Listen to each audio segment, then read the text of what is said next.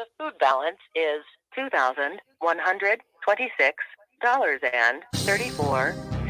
To hear that again, press 1. To end this call, hang it. The food balance is $2,126. Anything start with the ops. Spell it for you, hear me? Peaches Pyrex gang, check this out. Look. OPP, no PPP. Ho see me, she key. All eyes on me, bitch. GTV. Look, go get it, gang, bitch. GGG. Hey, OPP, no PPP. Hey, top tier talent, bitch. TTT. Who am I? Daddy dope dick. DDD. Hey, OPP, no PPP. Hey, OPP, no PPP. Hey, the ho see me, she gon' key. Ha ha. She wanna see that BBC. Big plumber lay pipe, no PVC. Plus I ball every summer like CP3. Thanks to COVID-19 and the CDC, I got 3,200 on my EBT. So now it's big king crabs when I eat AT. I'm one of the best like BIG or PAC. Look, RTNOCAP. In the streets I got a motherfucking PhD. See my piss in my blood for the THC. You can see it in my skin like a TAT. When I put it in her throat, she gon' GAT. I ain't with it if it ain't about a BAG. Yep, like PAT. Paper, power, and prosperity. PPP. Potent plants and parakeets. PPP. Pretty pussy poking. PPP. Plenty prostitutes provoking. PPP. Black educated intelligent. BET. Treat every bad bitch like a PET. I'm a dog. I ain't never seen a VET. When you talking about hustling, I'm a VET. They need to let the real niggas out of TDC. Cause the kids out here stuck like PCP. The old head stuck in the past like a DVD. We some A, B, C, D, E, F, G's, H, I, J, K, elemental PIMPs, no JOBs, no GEDs, $1 million made off GOPE, BPD couldn't see OPE, from the ESK to the OGP, we sold to the black and white like an OTV, I just ATE, big tomahawk steak from HEB, OG King Kong, big APE, I do a trail ride show on the ATV, been rapping since 1983. My favorite color purple, GRAPE. Hey, OPP, no PPP. We sold to the black and whites like an OTV. OPP, no PPP. OPP, no PPP. I just ATE. Tomahawk steak straight from HEB. OG King Kong, big APE. Do a trail ride show on an ATV. Been rapping since 1983. Color purple like a GRAPE. Blowing Zaza, no CBD. All my youngsters train to go, bitch. TTG.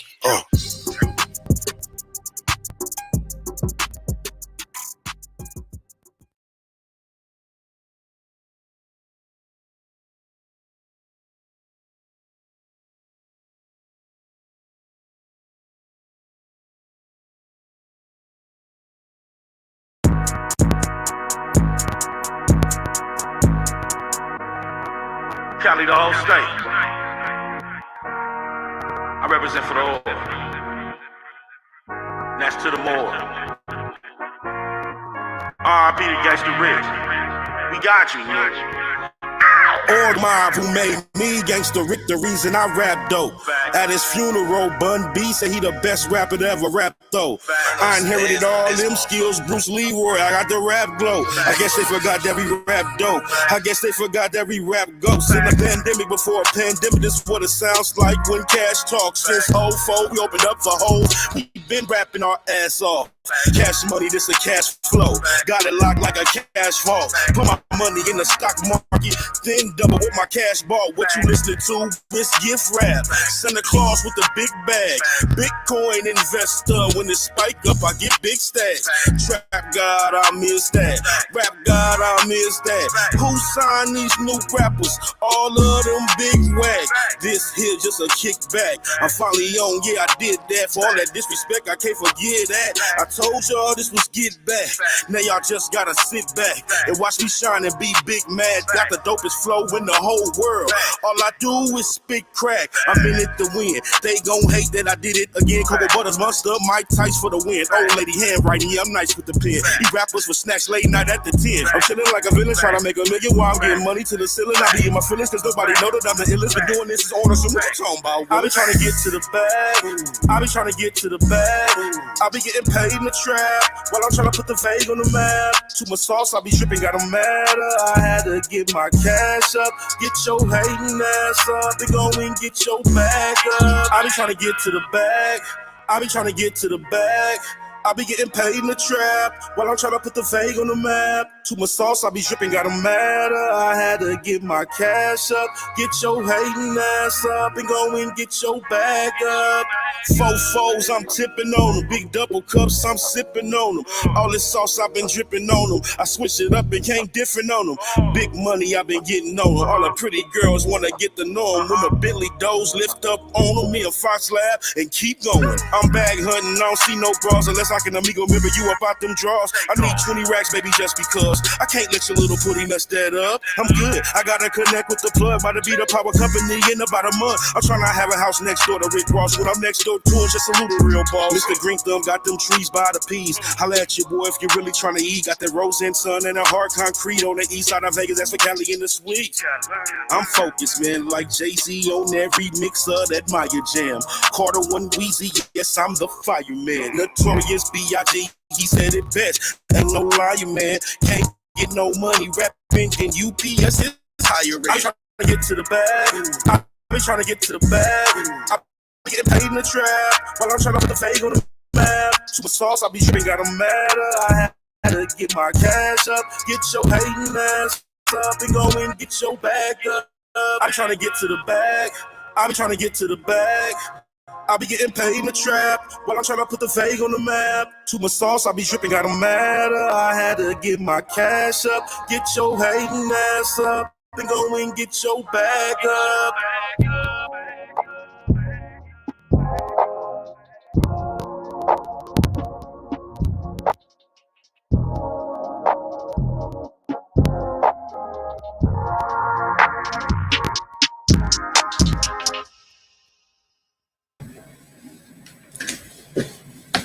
Peace, peace, peace.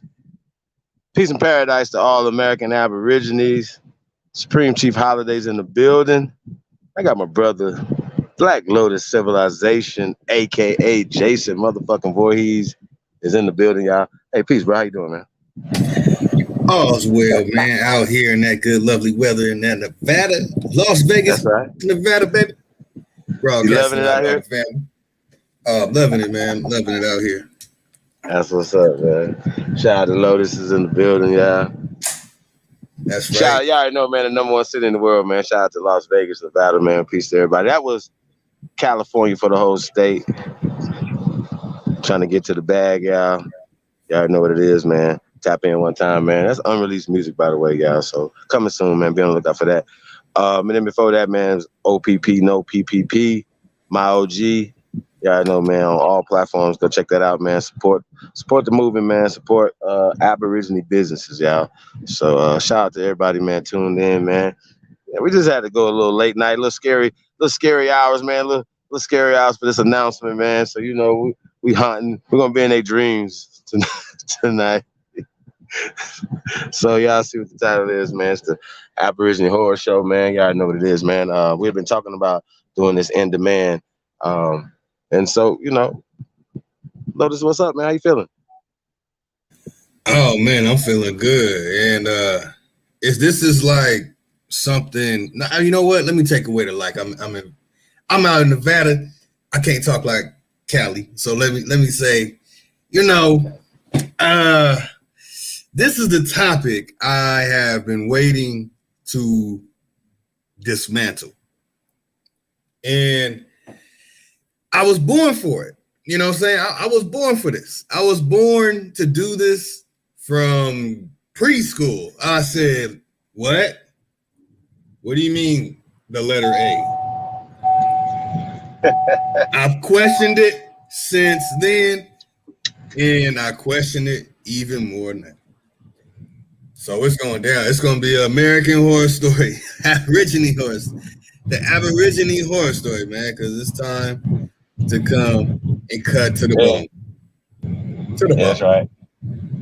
So yeah, man, it's the Aborigine Horror Show, man, featuring yours truly, your Sahab, aka Candyman, Supreme Chief Holiday, and Black Lotus Civilization, aka JasonvVoorhees, y'all. You know, it is what it is, man. It's gonna be the massacre of the American education system, right?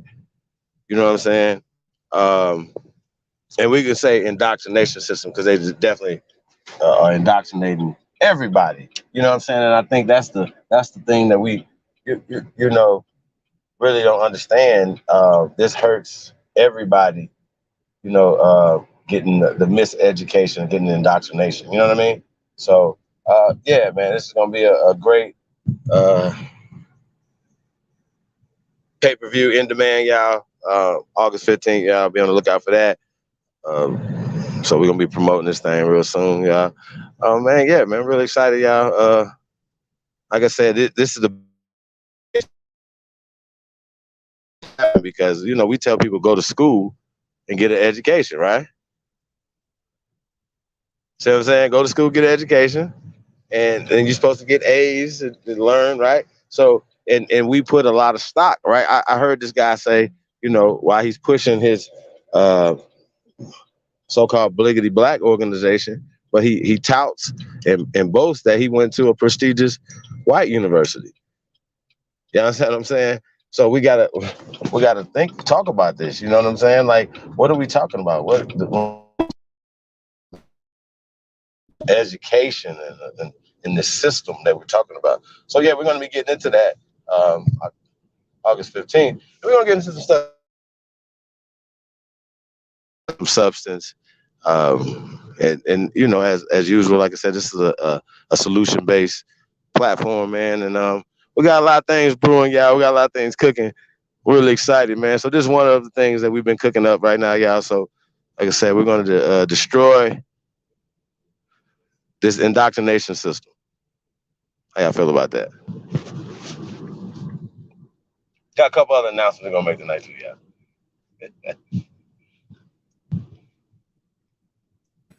That's right. That's right. Oh, yeah, getting everything in order. We got our good brothers and sisters of the feather coming on in, man. I've been sending the links out. Y'all get the links out. We need everybody to watch this because it's very important what we're going to bring to you. You know, it's time that hardcore information and the serious conversations, you know, it's basically, you know, I want to use the old saying from the big so-called word black book. We're going to have to roll some cobs, you know? We're going to have to roll some cobs. Sit on the porch, roll some cobs, man, and start from beginning to now and build with each other. Before we do that, it's time that we go beyond the compulsory education system. It's time that we dig all the way in each and every single subject that we got, and anything that has been taught, like those prestigious universities where people get all this education from these curriculums. They get a piece of paper and owe $80,000 to $200,000. It takes them half a lifetime to pay off because they're so educated, and they barely even get to enjoy that half a lifetime because they're going along with the compulsory education, which is compulsory knowledge, and the knowledge in the way that we think has become subject. So it's a whole approach that is going to be taken, y'all. You know, so we need that dedication and support so we can provide this movement as peaceful as possible to the point where your 5-year-old, your 4-year-old, your 3-year-old can get this knowledge. And if they choose to, you know, operate within the education system, they can, but at the same time, we'll have that real core knowledge. that our good brothers and sisters of the feather here and Supreme Chief Holiday and Lotus Television has for y'all. So, brother, I wanted to share that to all the good family. Stay tuned. It's time that we take off and go in a direction like never before. Background kind of loud, Chief. Okay, hold on a second. Yeah. All right, we can hear you. Oh no, you good? I was, you know what I'm saying, putting some trill on my spill. But got all the family in the building. Well, that are coming in so far. Got the Irma Clan War Chief, Power Godson, baby, peace, Chief Holiday, peace of chat. What's good? What's going on? Fishing with Camo Joe. Is that okay? I see. Hey, we got Nuna Les in the building. Same piece of the God, Black Lotus, and Chief Holiday. That's right, man. I mean, Candyman is here. JasonvVoorhees is here. You can't stop us. That's why they put out the new Halloween movie to get Michael Myers. But you can't stop Jason, and you can't stop Candyman. If hey, is what it is. That's right. These guys are his nightmares, man. So, we need that video. I just sent it to you. Oh, perfect. It's going down. Yeah. So like I said, a lot of times, man, we like to talk about things that once again, we're talking about solutions, right? A part of the miseducation system and the indoctrination system, right? I know that they are participating in the word spells. Like, words matter, you know what I'm saying? So words. So if as a child, if somebody's drilling words, these are the first words that you're learning about, hearing about, you know what I mean? These things like that, right? And they're associating pictures with these words, right? You're associating the pictures and words and things that you're seeing, right? So this is the stuff that we're talking about when we're talking about the indoctrination, the miseducation system. You see what I'm saying? So as for children, it starts at kindergarten, right? So a lot of, I don't want to give too much away, you know what I'm saying? But I say that it's basic, but at the same time, it's very complicated because they literally started gardening our brains. That's what kindergarten is.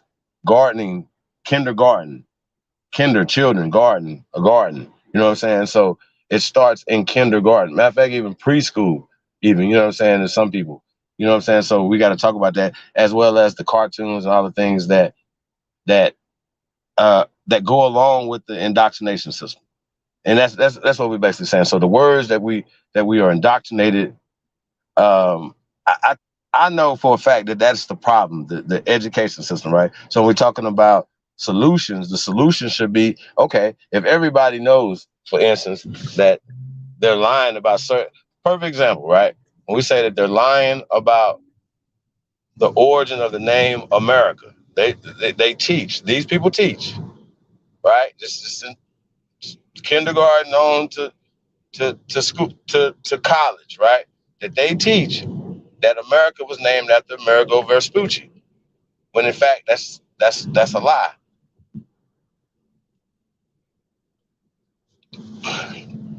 So did they make a mistake, or did they do this on purpose? Yeah, you understand what I'm saying? So they teach us these things. They teach us European domination over us. Oh, the Europeans came here and taught you guys this. The Europeans came and named you guys these things. See what I'm saying? So I know this is the problem that we're having, and it's all tied into the educational system. So when we're talking about destroying the educational system, that's what we're talking about, destroying the educational system. But at the same time, we have to have, everybody have children are being miseducated. We should take that serious. They are teaching, what do they call it? I know it's genocide, but paper genocide. Where do they do this? Where do they commit paper genocide at these schools every day? So we can't wait to send the children back to the schools, to the concentration camps. That's how this work. We can't wait. That's right. So we are supporting our demise. And yeah, I know that they have laws that say that you got to send your children to these schools, and you have to have them vaccinated, and you have to have all these different things that they say that you have to have for your children, right? They mandate these things that you don't know better what to do for your own children. See how this works? So yeah, man, this educational system needs to be destroyed. I don't even know about being revamped. I don't believe in it at all, at no level. Period. That's how I feel about it. It's dangerous. I wouldn't send my dog to their nothing schools. Nothing. Princeton, Yale, nothing. The FDG of Frederick Douglass Marcus Garvey Academy, nothing. I wouldn't send my dog to nothing. None of these things, let alone my children. That's not going to work for me. And that's the problem that we're having, that we're sending our children and we wonder why the hell they coming back like the Stefford children or something. You know what I mean? Who the fuck is these people? Well, we sent them to the schoolhouse to get indoctrinated and told them to get A's. See what I'm saying? And we thinking we want to give our children a better life, but we're making it worse for them in the long run, for our community in the long run. So yeah, we're gonna have to address this, man. So yeah, this is what this private in demand is gonna be about, y'all. So y'all be stay tuned on that. Hey Lotus, you got that? I set it up. I haven't seen it yet, so we're gonna be getting a reaction, huh? Oh yeah, I haven't seen it either. Oh yeah, I have that ready. I got it ready. Oh, it's okay, coming. Cool. Y'all see the banner? I had to slide that in there. What really happened in the 19th century? The education system happened. That's right. Mm-hmm. Boy, oh boy. They fabricating a lot of stuff, y'all.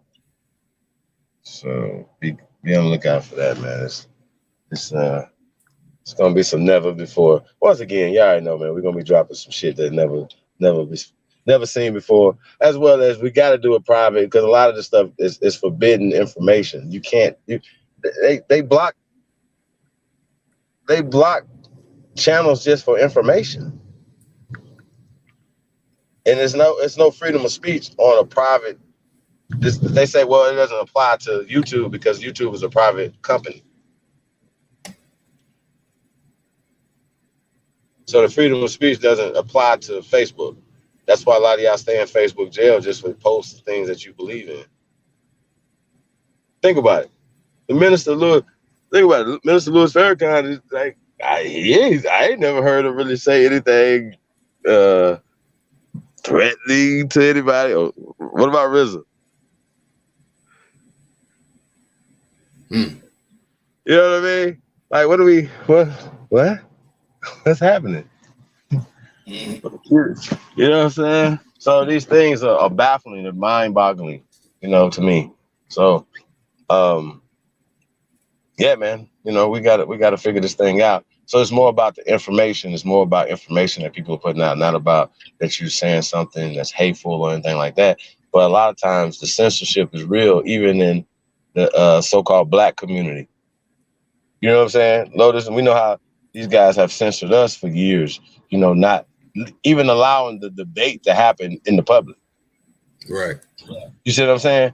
So it goes further. If your scholarship is so great, you shouldn't be worried about anybody outside of that. It's stuff that you've learned, right? It's just like I ask these guys all the time, well, what don't you like about what these people teaching?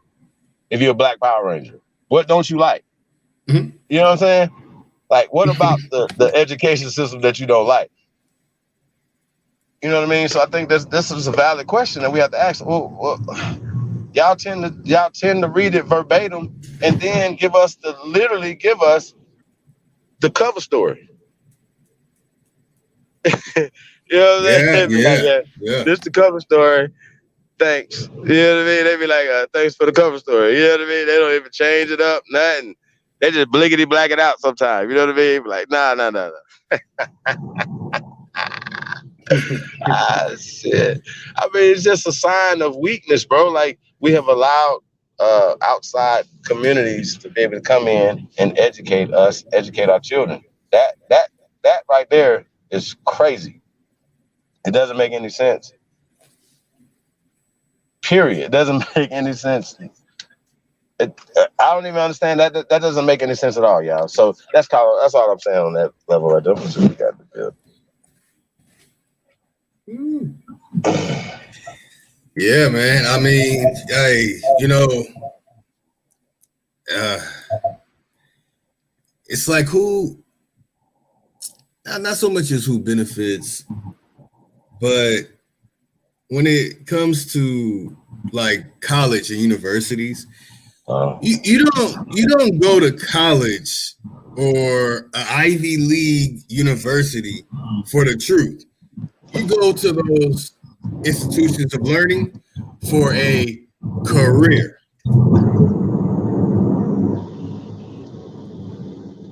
And everything you learn up until that point, if you take general education,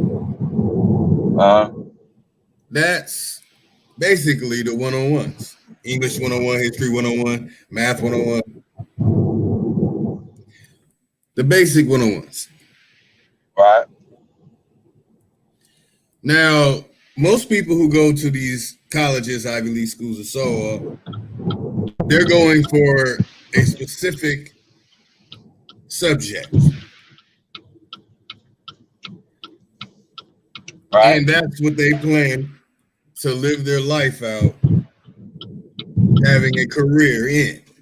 Some people deviate from that choice.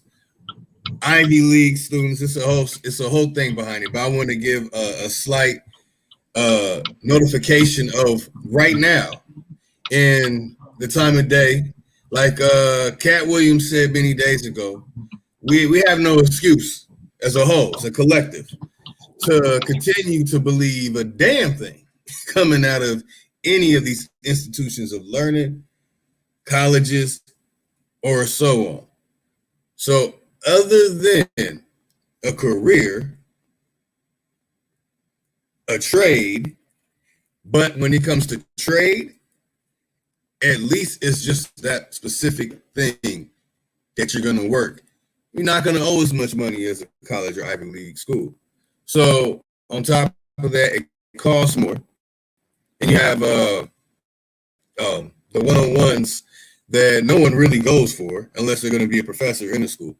So we learn all those basics from kindergarten to 12th grade, and then we go to college for a minimum of 4 years, 2 if you go on a trade at college. And the knowledge and information that is tied into the history, the physics and chemistry and biology, the sciences, if not all, then 99% is absolute fraud. So it's time that the information about these things being fraudulent, it's time it's brought to the table, but it's not to be destroyed and not replaced. That energy is a void. And many, you can hear it in the public, Chief. You hear it in the public. Oh, the educational the system has failed us. Oh, Biden didn't want to. Well, Biden wanted to clear everyone's college debt. Oh, they wouldn't let them do it. So much stuff about this, and then the children aren't going to school. Oh well, the school system failed us anyway. We heard that all last year. Yet the people, as soon as the mask drop and you get some little jabs, you're right back to the nonsense. So we had this so-called reset, and we didn't reset. Like, we haven't let it go. But as a whole, I mean, our good brothers and sisters of the feather here. But as a whole and collective, we'll be much more powerful. We don't need each and every, but we'll be much more powerful if we can really have a serious defrag, hey, you know what? It you know what I'm saying? We're not, all right. You know, come watch what we have in store. But I think majority of the week, a great deal of us should unplug, should cut off those devices, man. Might have to do that for a day or two, a week. But when you cut them back on, man, come check us out, though. You know what I'm saying? You know what I mean? Family, hold on. Wait a minute. Got some more brothers and sisters up in here, man. You already know.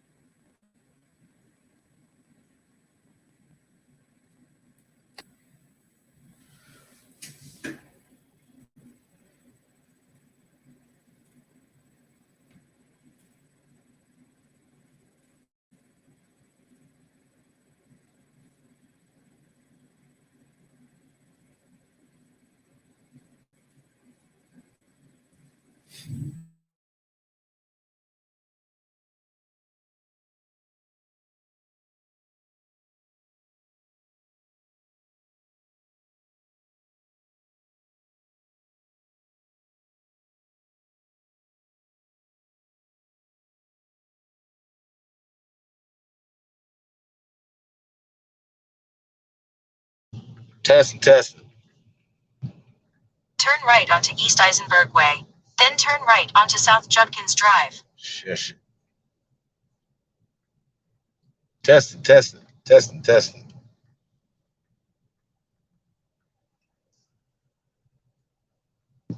This is not working. Jeez.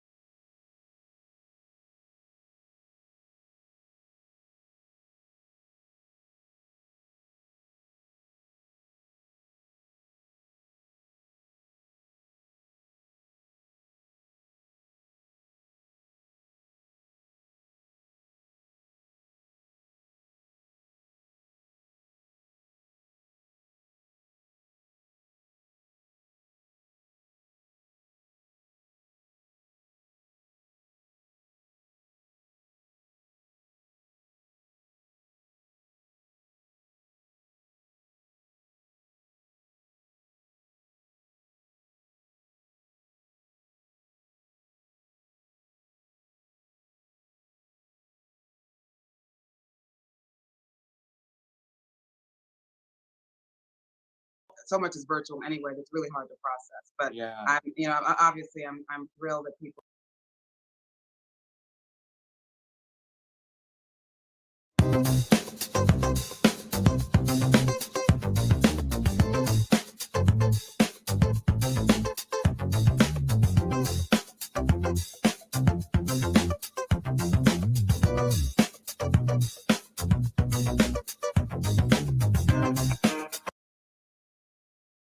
People are reading it.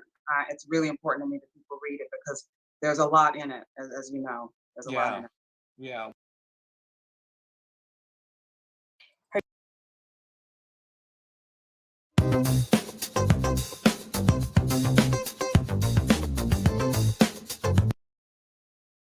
Her debut work of nonfiction, The Warmth of Other Suns, won many awards, including the National Books Critics Circle Award, the Heartland Prize for Nonfiction, and the Dayton Literary Prize. We are here to celebrate her latest book, Caste, The Origins of Our Discontents. Oprah Winfrey called it a must-read for humanity last week when she announced Caste as her most recent Oprah Book Club pick. We are also excited to announce that Caste is officially a New York Times bestseller. It's number 2 on the combined nonfiction list. So congratulations to Ms. Wilkerson for that. And tonight, moderating our conversation is Bryan Stevenson, the founder and executive director of the Equal Justice Initiative, a human rights organization in Montgomery, Alabama. In 2018, he opened the 2 cultural centers, the Legacy Museum, and the National Memorial for Peace and Justice. He is the author of the New York Times bestselling and award-winning book, Just Mercy. Please welcome Isabel Wilkerson and Bryan Stevenson.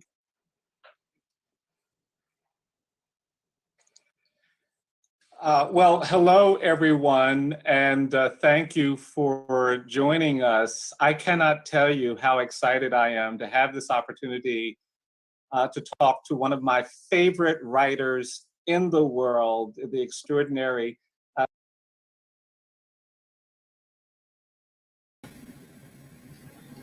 don't want to start popping off early, but dude already got the weirdo vibe, and he has his eyes closed, like he's really trying to see what he's saying. Wow, interesting. He says she's his favorite writer in the whole world. How you gonna tell him? I don't know.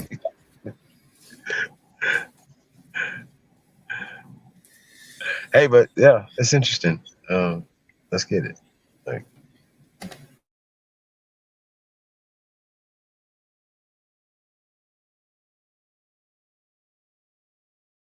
When we talk about solutions, y'all, this is the problem, the caste system. I know it's not talked about a lot, but she won a Pulitzer for this, right? Asked about this moment, and of course, reading Caste for me has just been. We've already had a really great conversation before y'all could join. We were talking, and I just was talking about how therapeutic it is. So I'm thrilled to be here, and I want to start.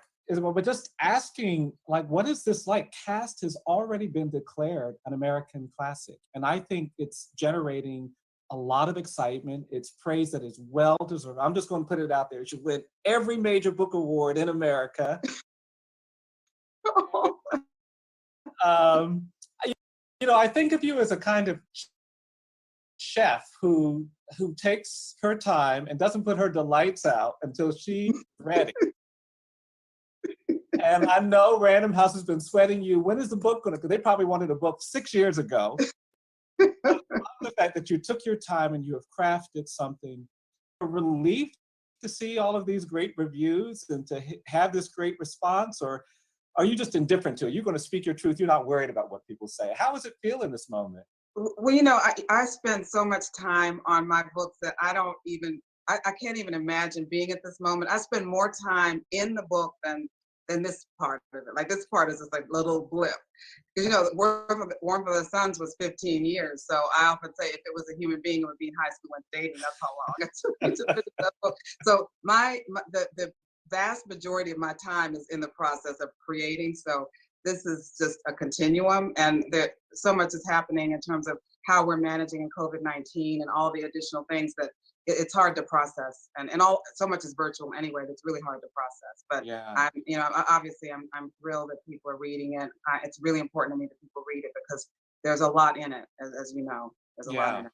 Yeah. Well, a lot of us are really excited for you because we're just energized that people are going to encounter this really remarkable dissection of so much about our experience that I don't think has been addressed. And I guess I wanted to start with that. You're a renowned journalist. You seem to have developed an interest in journalism early on. I know you were involved in journalism as a high school student. Yeah. And you went to Howard and became the editor-in-chief of that really well-respected campus newspaper, and then got all of these opportunities, of course, the first Black woman to win a Pulitzer Prize with the New York Times. But when I read Caste, I think of it as a masterwork in sociology. I can't imagine any sociology student in the next 30 years being able to graduate without reading this book, because you do something so remarkable. Wait a minute. Real fast. Of course, it's history, but it's also. I gotta point something out real fast, Lotus. The fact, and here's the crazy part about this, right? This guy literally they're having a conversation. The book is called Caste. That's Caste. Caste. Okay. Then he literally turns around while he's giving her all this praise and literally says, "You are the first Black woman to win a Pulitzer Prize." And then he even gave it for the New York Times. And I'm still scratching my head. Well, we know who's funding her, New York Times. So yeah, you follow me? But even though she's talking about caste and the caste system, she's a Black woman, and she let him call her a Black woman. I just wanted to point this out because I couldn't let that go as just something that, once again, he used sex and colorism together at the same time to his favorite author on the planet. I just thought I would throw that out. Just the way my brain works, y'all. Yeah, it is very interesting. Sheesh. Let's get it.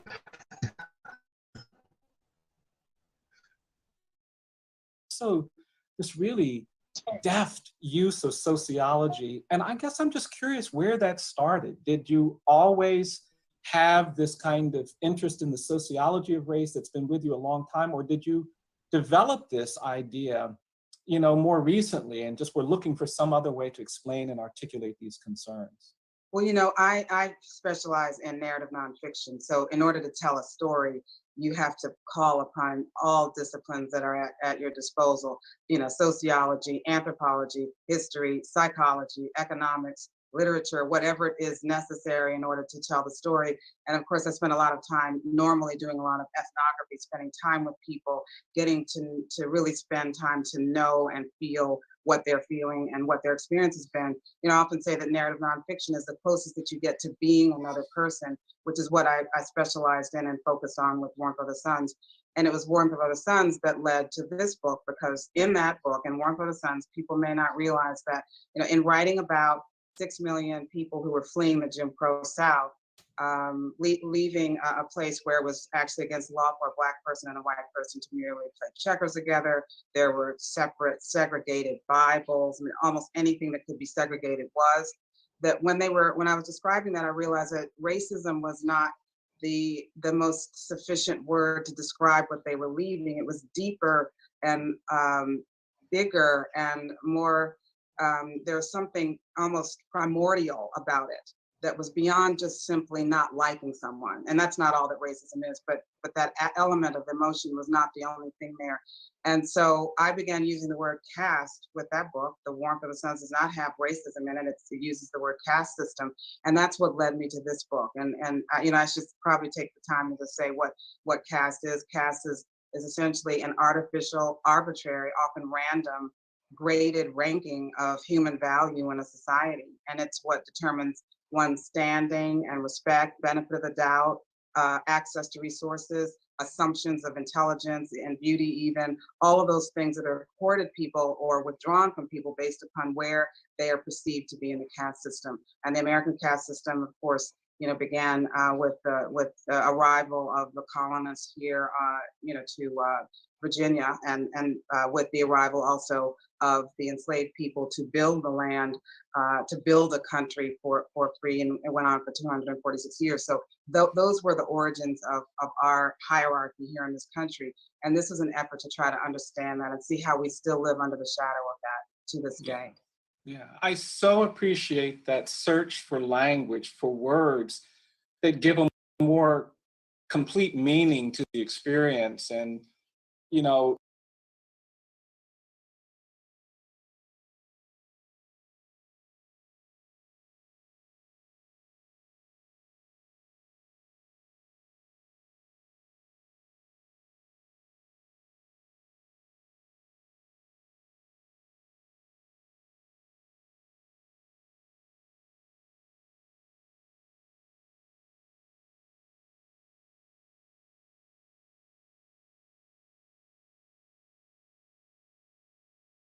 and that comes through in the warmth of other suns. And when we opened our memorial on lynching, we started doing our work. We began using this word terrorism to describe the experience that Black people were suffering, because people could easily think that the victims were the thousands of people who were lynched and exclude the millions of people who were terrorized, who had to flee.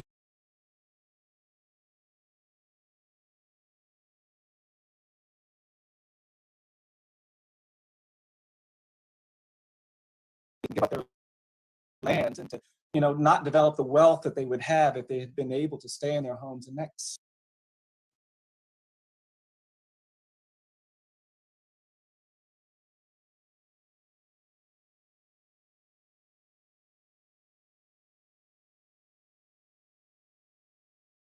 under the shadow of that to this day. I so appreciate that, and I had to take it back a bit, fam. What are you saying?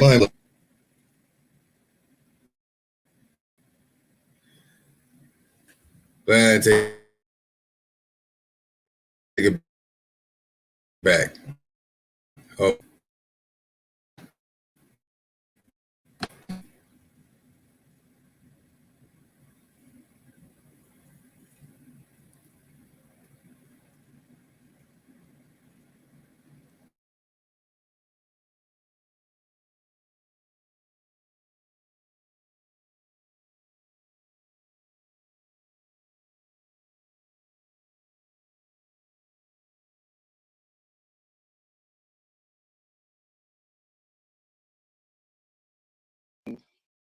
and that comes through in the warmth of other suns. And when we opened our memorial on lynching, we started doing our work. We began using this word terrorism to describe the experience that Black people were suffering, because people could easily think that the victims were the thousands of people who would leave and give up their lands and to, not develop the wealth that they would have if they had been able to stay in their homes. And that search for language is really so important, because it gives you a perspective that you wouldn't otherwise have. And what I love about Cass is that you're throughout the entire book, you're defining what it means. You're showing us how it plays out. You're giving us the pillars. You're interpreting and articulating over and over again.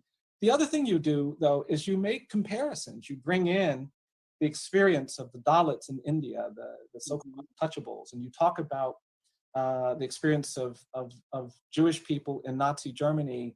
Was that your conception from the beginning? Why was it important to have this global approach to kind of use these references to the experience of people in India and people in Germany?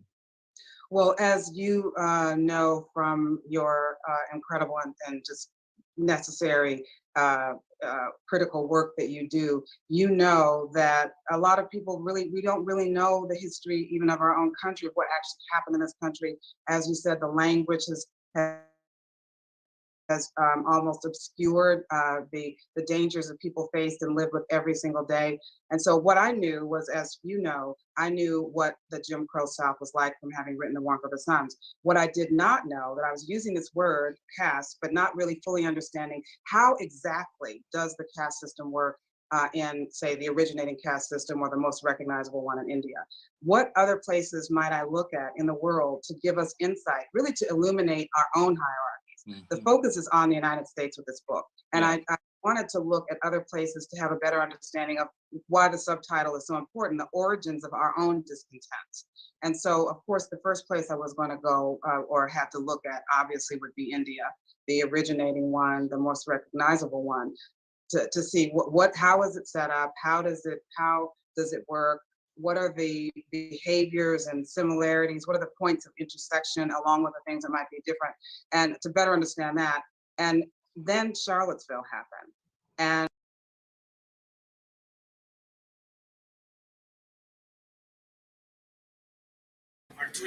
the Arturian people, they got a lot of commercials, people, and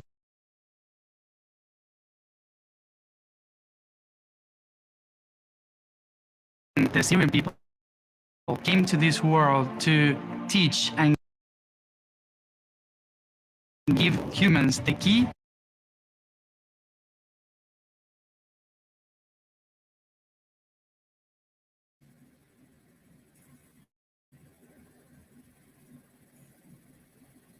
Get that nonsense out of here. And when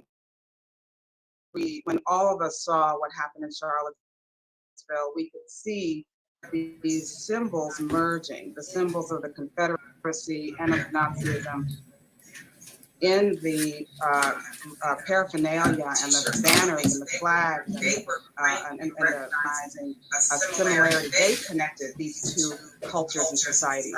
And there we saw the symbolism of questions of memory of Civil War, memory of enslavement, memories of American history. And so as a result of that, my sense of imperative to find out how Hey, Lotus, it's playing twice, bro. the aftermath of World War II, how have they reconciled their history? What is it that they now do as they remember this? And so this came together as a result of Charlottesville. The ralliers, the protesters there made that connection, and I followed it. But then what I discovered was I had no idea of how much more there was. There was so much more to discover. To learn that German eugenicists actually were in dialogue, continuing dialogue with American eugenicists in the years and decades leading up to the Third Reich. To learn that American eugenicists wrote these books that were huge sellers in Germany, and that the Nazis needed no one to teach them how to hate, and yet they sent researchers to the United States to study the Jim Crow laws, to see how America had subjugated and subordinated African Americans as they were, and to study those laws of anti-miscegenation laws and segregation laws, to see how they might actually apply it there. And they actually debated these laws, the Jim Crow laws here in the United States.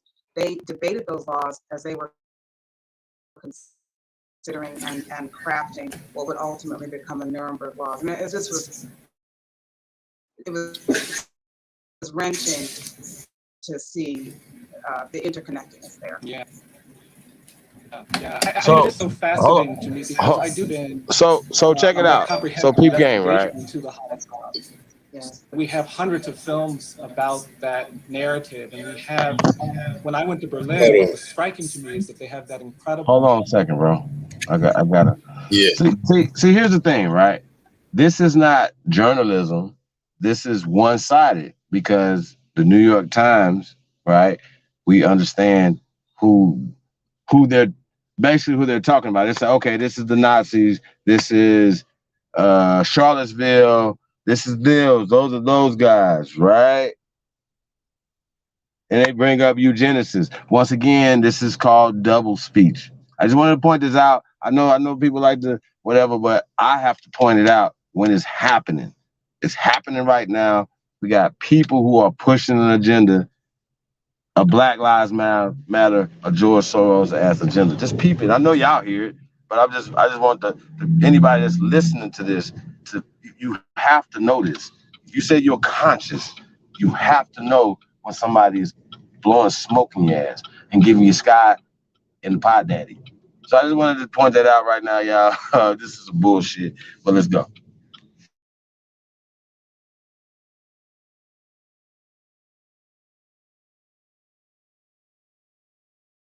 Holocaust to the memorial in the center of the city. But what was striking to me is that it's an abstract sculpture. It's these shapes, and there were no words. There were no descriptions of the Holocaust. They trust people to walk into that space without a narrative about the Holocaust and still have an informed experience. And I remember coming back, and when we were building our memorial, I thought, we can't do what they did. We're going to have to tell the story of enslavement and how it became this era of terror and how lynchings happened, because we haven't done that work in this country. Allow people to have a narrative that would get them to appreciate what we are signifying. And it is fascinating to me. I kept thinking about this as I was reading Cast. You know, there are no Adolf Hitler statues in Germany. Yeah. It would be unconscionable for someone to actually try to honor the architects of the Third Reich. Yet in the American South, the landscape is littered with this iconography. And I think you understand that differently when you think about a dominant caste shaping the landscape and a lower caste doing all it can, but still not being able to change that fundamental landscape. And I guess I'm curious how that understanding of caste helps you understand the evolution of where we are now in terms of this begrudging, holding on, Charlottesville holding on to these symbols. Yeah. Well, it's stunning that you made the reference to the lack of, there's nothing in the Berlin Monument, which is massive in the middle of the city, prime real estate in the middle of the city, devoted to, as it should be, honoring those who perished during the Holocaust.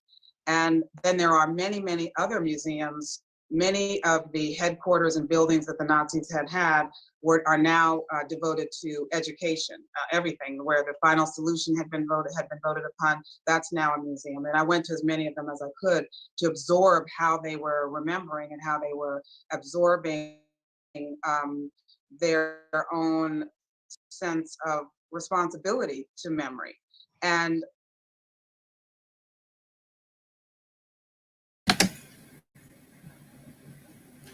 now that's some psychological. That's a psychological job. Going to each and every single thing of this connected to atrocities. Yeah. Man, I've never heard of these two. Well, the one on the right, the dude on the right, him. Yeah, I know about him, but I've never watched him before. I heard him speak. I just know some of his little so-called accolades. Well, I'm not gonna say so-called, his accolades. Just find his mannerisms odd. Like keeps his eyes closed while he's talking. But I don't know what it's just weird how they're talking about all the farms and everything being taken. Yeah, man. It's so much deeper, I'm just going over trying to see what they're really getting at, besides talking about the book, but they're talking about all these events happening and all this. Well, I'm not going to drag y'all along. Hold on. I know what they're doing.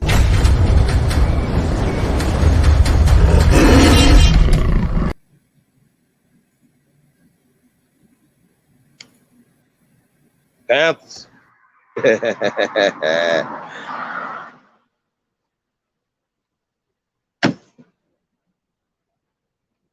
I think that it was a reminder too that they have done so much work that they have the luxury, as you said, of not even having to explain certain things because everyone is pretty much on the same page. Obviously there are people, there's still resurgent dissidents, but in terms of education, in terms of accepting that this was the history, they're pretty much on board with that. And we have a long way to go to just get on the same page as a country as to what even happened.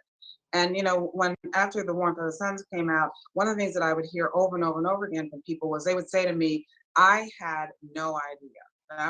This book is about what it was like to be African American during the 80 or 90 years of the Jim Crow regime. And people who lived during that era would say to me, I had no idea.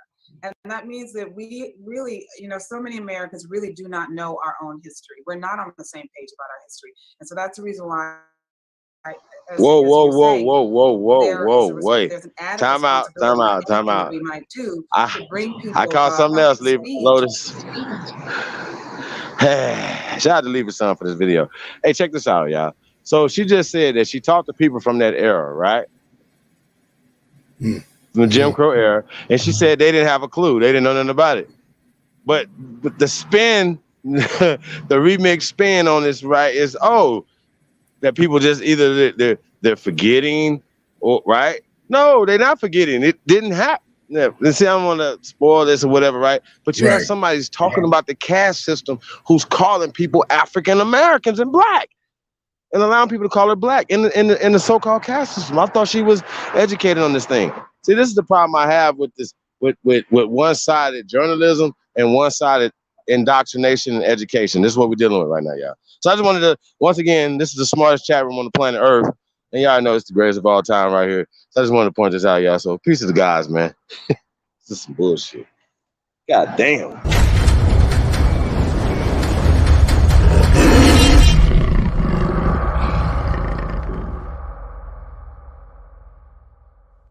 Panthers.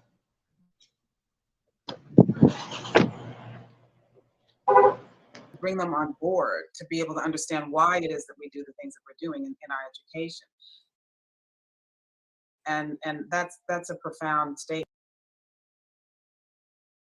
that you made. Just I had not thought of it that way. Yeah. Well, I mean, this a really brilliant way of integrating history with narrative storytelling. It's really before we came on. You're such a gifted storyteller, and as you said, the one compelling. And I love the story you told about a father who names his daughter Miss. I just thought this was such a great part, because of course, growing up Black, you know the indignation that Black people have had to experience because they're not given these terms of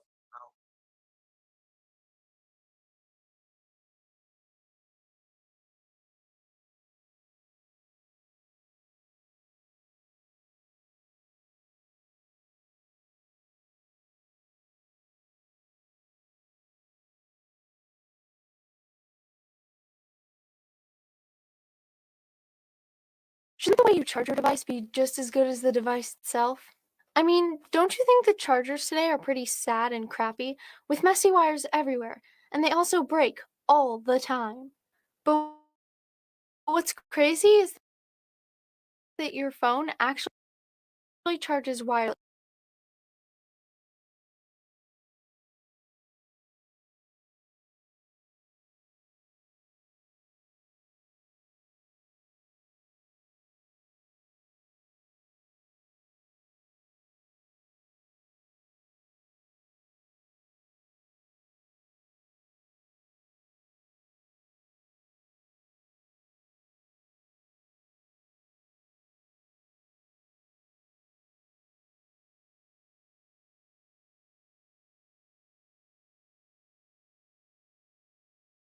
respect. And there's a story about Ralph Abernathy going to Mississippi in the 1960s, and you know, Black preachers during the civil rights era had to encourage and inspire people, but also promise something because they were going through so much.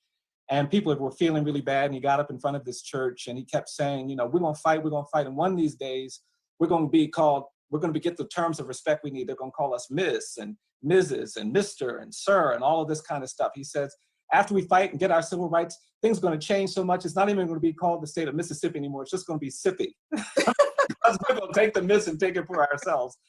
And it spoke to this kind of psychological burden that a lot of Black people have had to endure. And we've not really created much space to talk about that. And one of the things that I found really powerful is that you are constantly shining a light on the multiple indignities that Black Americans have had to endure, the humiliation, the marginalization. And I would love to hear you talk about why you think that's a part of the analysis that is relevant and essential for people to understand. Well, I think one of the things that happens as a result of a caste system is that it creates artificial divisions and separation spatially. And what happened with this, one of the pillars is endogamy, which means essentially people cannot marry outside of their caste. In India, in the United States, for most of its history, actually, there were anti-miscegenation laws in the majority of states at one time or the other. And of course, the Nuremberg laws also outlawed marriage across what they called racial lines. And so when you have these segregating the well-being of other people, it serves as an additional barrier to empathy and understanding and a sense of connectedness for community.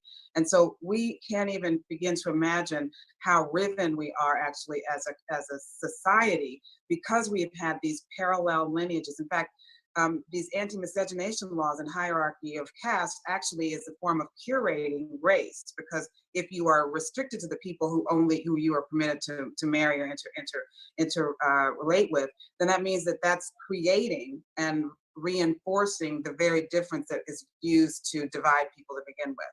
And of course, the originating ones, we say race is a social construct, and it is a social construct in that it was a creation. People were not Black before we used those terms. That race as we know it is only 500 or so years old. And when you think about the long arc of history, that's not very much time.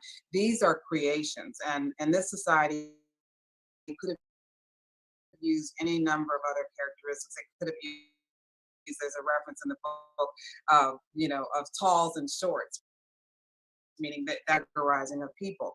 But instead, the term, the ideology grew around race. And so I think that one of the things that I am speaking about here is trying to shed light on how we have been divided for so long that we don't realize, we don't even see the joists and the beams and the pillars inside the building. I refer to, our country as an old house. And, you can't see those joists and beams. You can only see what's physical, what's visible. And I often describe a race as, caste as the bones, race as the skin, and then class, the third leg of that division, would be the accents and the clothes and the diction and education that we might get that would allow us to move up, the things that we can control. But in any case, these are creating divisions. The hierarchy of the caste system creates divisions that then makes us feel almost assures that people will not see as much of themselves and others. And that's one of the great tragedies of a hierarchy like this anyway, of any caste system, is that it closes people off to potentially individuals who they would have amazing, incredible relationships with, but they are not permitted to in their mind and in the society at large. Yeah. I've been giving these talks where I say we're not free in America, that this long history of racial injustice has created a kind of smog in the air that we all breathe in, and it makes all of us sick. It doesn't matter whether you're Black or white, and none of us is free because we can't be the people we were meant to. We can't love anybody and everybody, and it's a burden on all of us. But what I loved about what caste is, you actually create language that helps people understand, at least what I'm trying to say when I say we're not free, is that we're bound by these castes. We are bound by these artificial lines, and we are all going to be we're all going to be burdened by that at one level or another, some more than others, obviously. But it means that none of us can be the kind of free people that I think we were designed to be.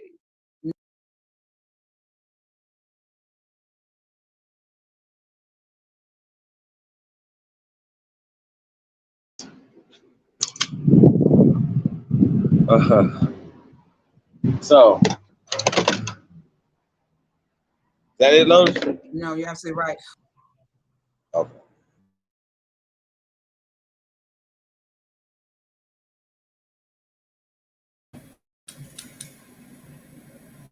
Oh no, it's much more. Yeah, it's much more. It's actually over an hour. They said some pretty interesting things.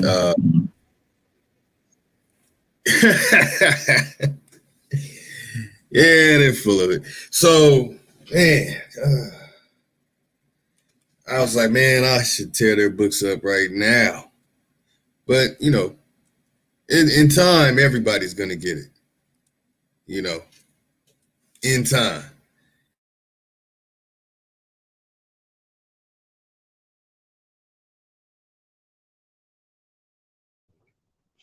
I mean, so OPP, no PPP. Ho see me, she kiki. All eyes on me, bitch. GTV. Yeah, go get it, gang, bitch. GGG.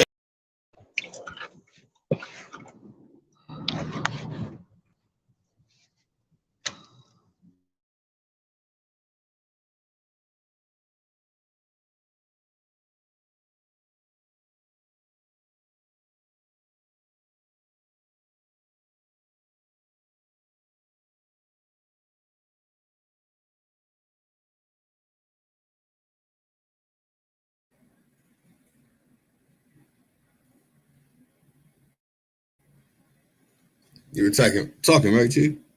Couldn't hear you. Accidentally, video clip. Well, once again, it's always about propaganda. Yeah. You know what I'm saying? It's like they're literally telling you about eugenics and telling you about the caste system while using it on us. I think that's really interesting, yo. So, but it's all tied and it's entangled into every institution that there is in America. You know what I'm saying? For sure. Every institution is tied to this, whether it's the church, the education, entertainment, you know what I'm saying, indoctrination and eugenics when we're talking about, these things. So every institution, even when we talk about the institution of marriage, that's eugenics. Yep. We got to get back to that and we got to talk about that or whatever. But, implementing policies and things to stop life, to and these things. So this is what they're doing. We're gonna cut your water off.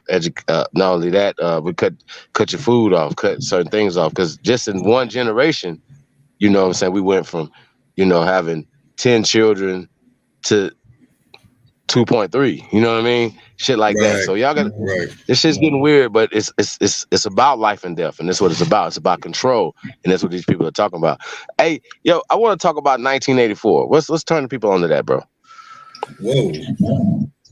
Yeah, I think it's really important, man, that we talk about this. We talk about scary. This is scary right here, y'all. When we talk about scary, you got to know when it's being done to you. This lady and this guy, it's like I don't even know if they had a meeting about this and say, yeah, this is what we're gonna do. I think it's really weird, with something they were saying. So yeah, man, I don't know. Let's pull this book up, bro. 1984 by George Orwell. Let's talk about it. Yeah, I would like to do like a private viewing of that movie. We can talk about the book too. The book is great. Yeah, but yeah, it's like double speech, double talk. These things this is what these people are doing, and then they always trying to deflect the blame to Hitler or somebody else. You know what I'm saying? So I just think it's really interesting, y'all. Like I said, this is why y'all got to come to the August 15th, because we could say things and do things in our private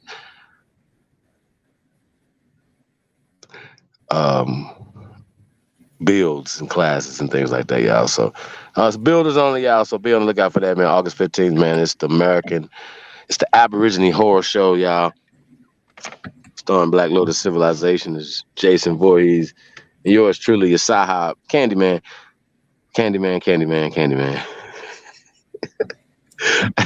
We coming, y'all. So yeah, this is what it's about, y'all. But we gotta talk about this right here, man, because this is what you see. If you don't know about this book, get this book.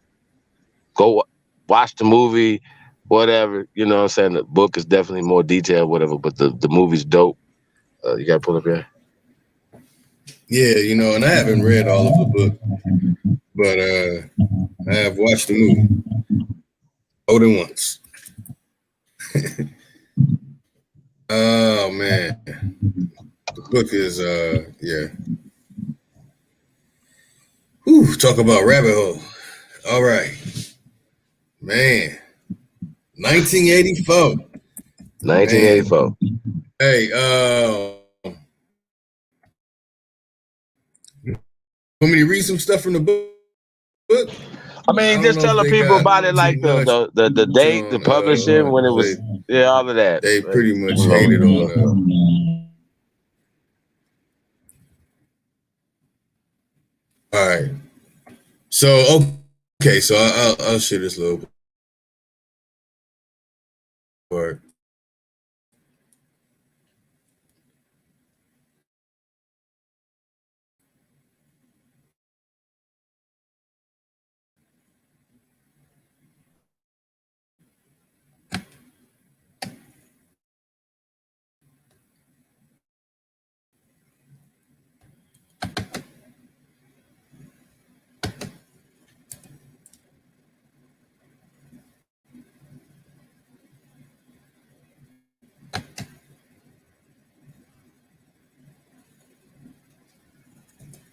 Oh man, why ain't it loading up? Come on. Oh man.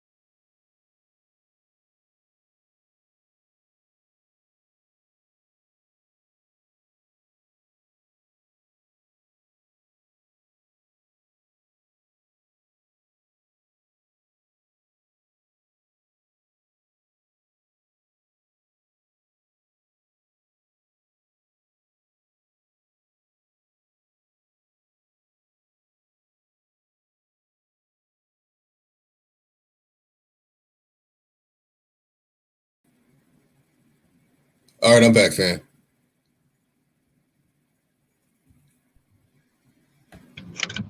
What happened? Oh man. Screen's acting up. All right, let me get back to it. All right, so just a little snippet of it, so the thought police unearth every act of dissent. As we see, that's basically what we're going through now, and Big Brother is always watching. There's certain streets that I drive down, and I get a notification on my GPS telling me red light, camera ahead.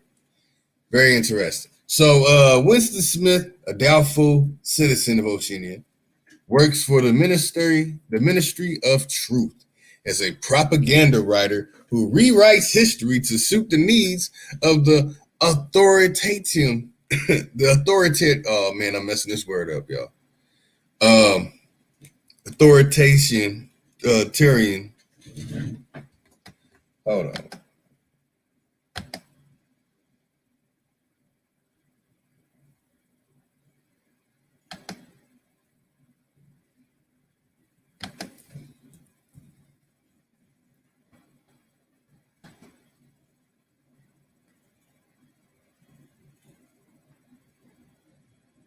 Authoritarian government.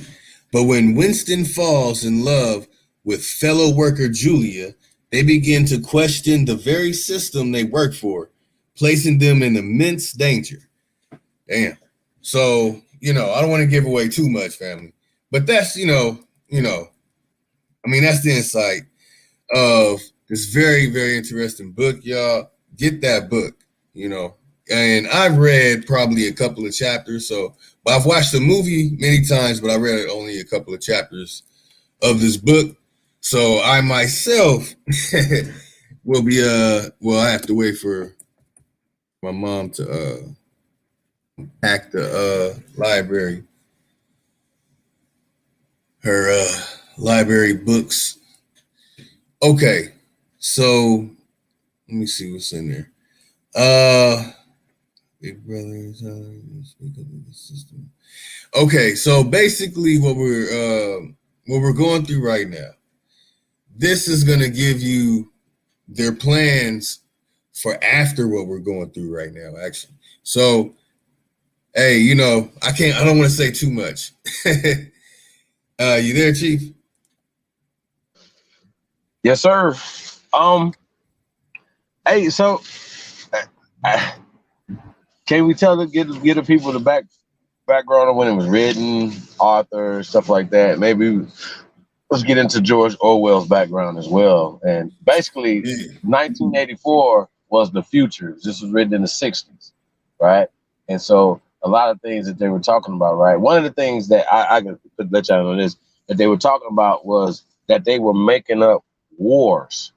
They were keeping the people watching the news, fear mongering and things of that nature. You know, they push these certain things. They talk about double speech and double talk. Like literally, like when we talk about the Kennedy assassination, right? They're still talking about having meetings for that when everybody sees it with their own two eyes, but they'll still tell you that Oswald was the lone shooter and it was one magic bullet that did all the shit. See what I'm saying? Fuck your eye, your lying eye. Fuck that. You know what I'm saying? Fuck your lying eyeballs. Millions and billions of people see this, you know what I'm saying, generationally, and we still say whatever, right? Fast forward to 2001. Everybody's lying eyes, right? Whole building never got hit, but it collapsed. Shit like that. So when you see these things, you're like, wait a minute, what is happening with the mass hysteria at this point? With the mass, it's just shit is weird, bro. So you know when you see it, it's like, but they're predicting it. The media, the power of the media is that strong. You understand what I'm saying? The power of suggestion. You see, no matter what your logic says, if you see something and hear something so many times, it sticks. Okay? No matter what we say, hey, feed bras and brass and look like this and hair wood, that shit don't matter if this is the image that you go to sleep with, Christian Bale or some fucking body. You know what I mean? So that's the problem that we're gonna keep having, you're gonna keep having. I literally just seen a Cleopatra commercial, right? It said Cleopatra, the Queen of England, Egypt, and all this dumbass shit, right? And this lady looked like the new version of Elizabeth Taylor. You see what I'm saying? So they push these narratives on our people. You know what I'm saying? And so these people that we were just watching were literally saying, oh yeah, this the third, and you know what I mean? But what's the solution to it? Her book had to have some solutions to it. No, her book was a part of the get along. You understand what I'm saying? Keep doing the same thing, cry about it, talk about it, whatever, but never have a solution to it. The solution is not to allow that motherfucker to call you a black woman. That's the solution to this. The solution to the caste system is stop the words that you're using to empower the caste system. Black is one of them. White is another one. Oh, I'm a white guy. You're a black woman. As soon as he said she was black, that implies that he's white. You understand what I'm saying? Like, this is the problem you're gonna keep having. And he says, "Oh, I'm a black man. I'm a white man, and you're black white thing." Like this is a Michael Jackson video or something. I was like, this is whether it's black or white. What the fuck? Get out of here with this dumb shit. And this is what they do, y'all. So this is the problem I have, y'all. We gotta change the game, y'all. We gotta change the game, and words matter. And you gotta take words that they use against you. So that's all. So if she's gonna have and the New York Times didn't pay her to come up with a solution. They pay her to continue the system of oppression. Okay? And when we talk about 1984 is them just literally like giving you the playbook on what happened. So we talk about Big Brother, we talk about all these things, but your phone is the Big Brother. They didn't know about cell phones and stuff in the 60s or whatever, but they was like the TV was looking in on you at all times. You see what I'm saying? That's the computer. That's your cell phone. You don't even have to. They don't have to sneak and do it. You turn it on for them. Niggas sitting on their toilet. Hey, I'm on the toilet doing Facebook or Instagram, whatever. I shitted 3 turds. You know what I mean? Like, come on, bro. We put everything out here for these people to control us. So when we see how Black Lives Matter happen. So this propaganda people, these are the people that will be funded by the people that are pushing Black Lives Matter. It's, oh, those other people are bad for you. Well, what about George Soros? He's not bad for us, my son. He way worse than 6ix9ine, my son. Y'all understand what I'm saying? So these are the problems I have. So I just wanted to point that out, yo. Go ahead, bro.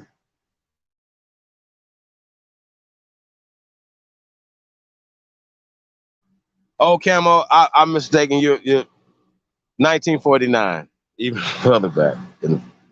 letting you know what they were going to do. But I want to get some background on George Orwell though, because how did he know these things and what was going on in his mind? Was it life imitating art or art imitating life?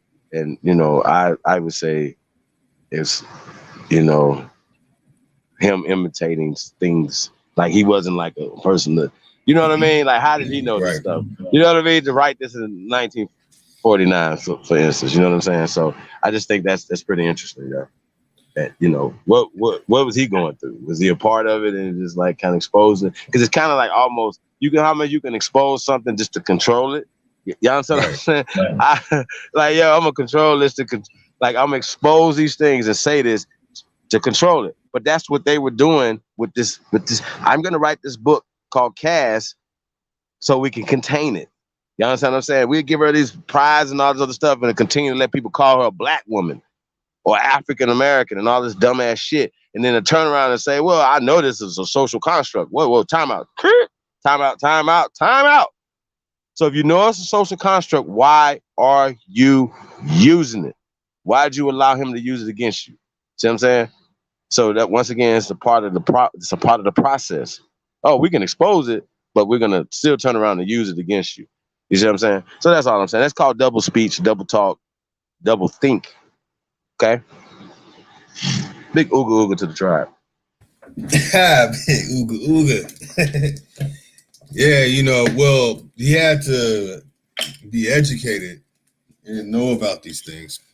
But there's a lot of claims that are attached to George Orwell, but it's like, are these what things he considered himself? So it's interesting looking them up. So, okay. George Orwell, just to go over a little bit of extended history of him. I guess his first writing was at the British Library, retrieved October 4th. What? Okay, it was retrieved. Oh fuck, man! It was retrieved recently. Let me get back up here to the top.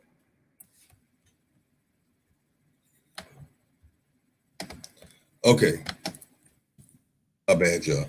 Okay, so he's an English novelist, essayist, journalist, and critic. His work is criticized by Lucid Prowse, biting social criticism. So what did okay, how's he getting at him? Well, what's the approach to biting social criticism? So, all right, well, okay. Social criticism is a form of academic or journalistic criticism. So he's just criticizing journalists. Okay, so focus on sociologic issues in contemporary society, in particular with respect to perceived injustices and power relation in general.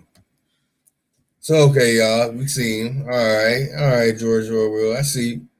Opposition to totalitarianism. Well,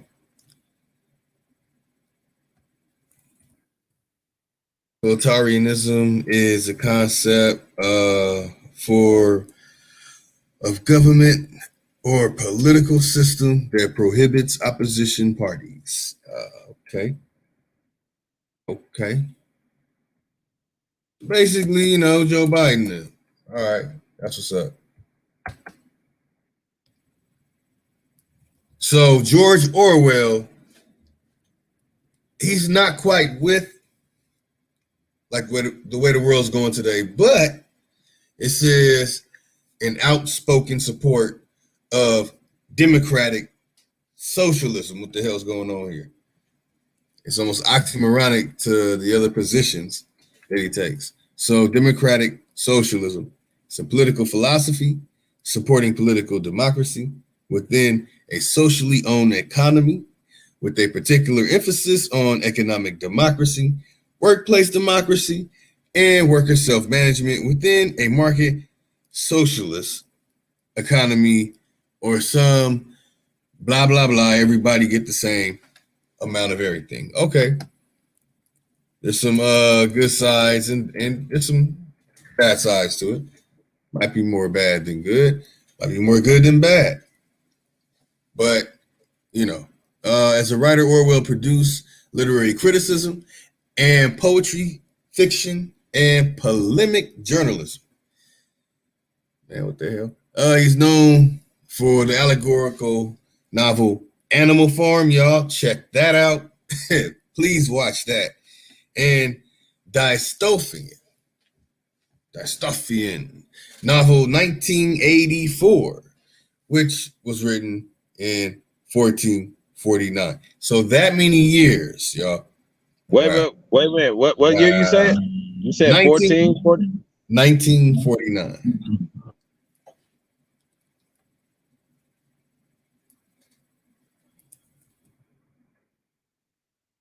Yeah, I had a reprint. That's why I read it in the 90s, so that's what it was. It's like a you read the 1984 version of it.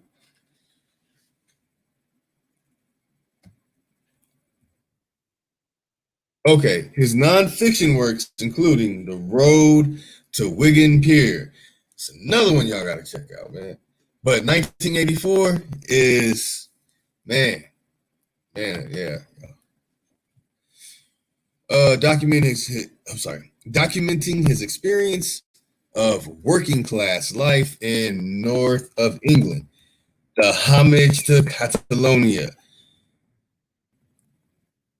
Homage to Catalonia is George Orwell's personal account of his experiences and observations fighting for the POUM militia of the Republican Army during the Spanish Civil War.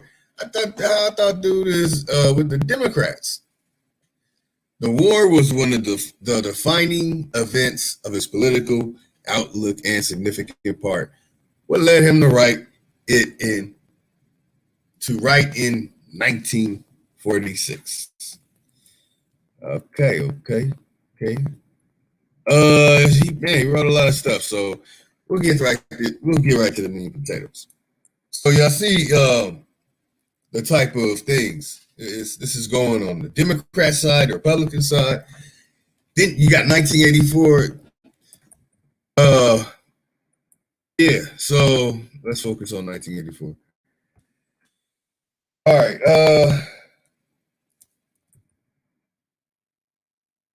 So George Orwell's real name is Eric Arthur Blair, and he published it on June 8th, 1949.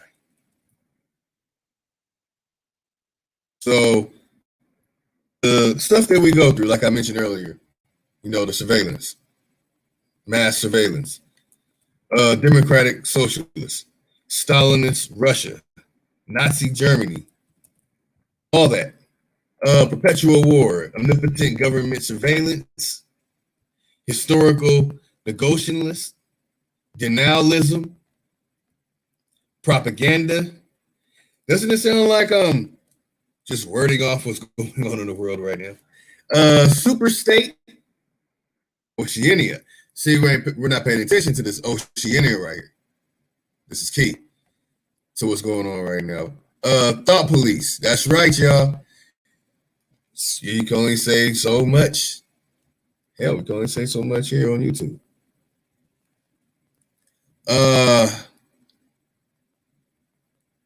Big Brother. You already know because that goes right back to it. Cult of personality. Now, this is that's deep. That's deep. Cult of personality. So this is what you find attached to this movie. So Winston Smith, let's see what it says, is a fictional character and a protagonist of George Orwell's dystopian. So let's see what the hater was talking about. They was hating on it. 1949 novel, 1984. The character was employed by Orwell as an everyman. Oh shit. Well, forget that hater. Anyway, okay, they talk about Julian.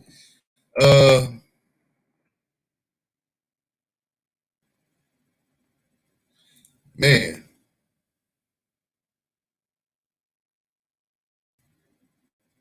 You there, Chief?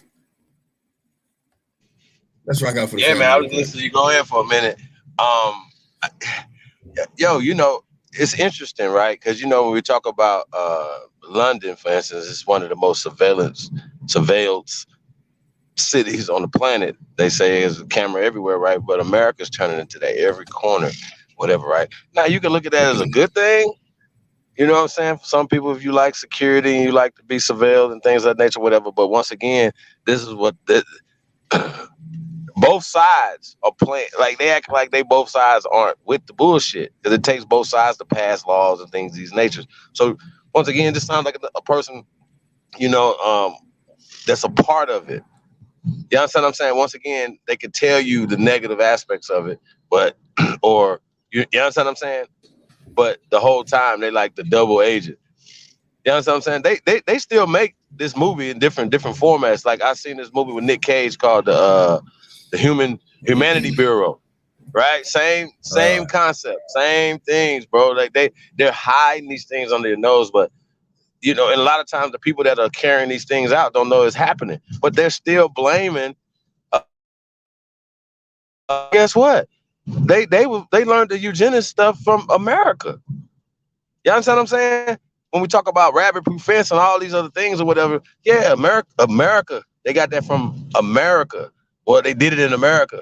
It was not necessarily Americans doing it because these are Europeans. This is a European thing, okay? So we got to talk about that. So these people are European. It's not American. It's not an American system. They brought this system to America. So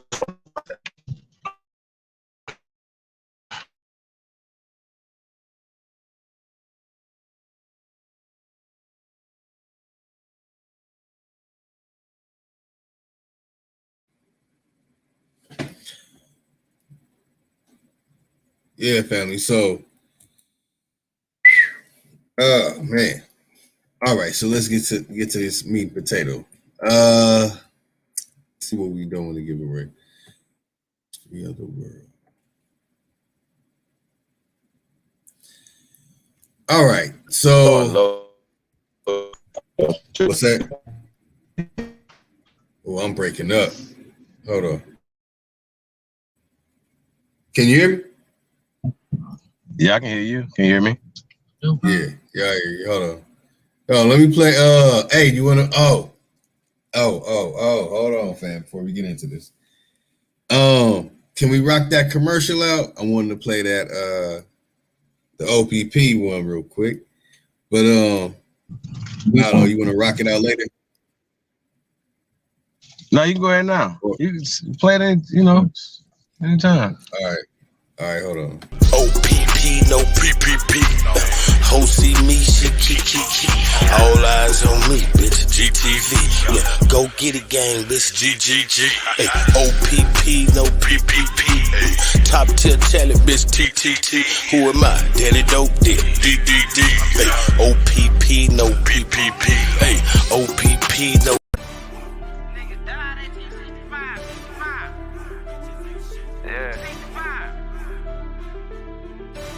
Hey man, all I'm saying is, nigga, you always got something to say. It's like you don't shut up. On the track. A lot of niggas died 1865. Single Michael fled, how I ain't gon' let it ride. Everybody hot and black was never on your side. They do maps to tell your apps. Yeah.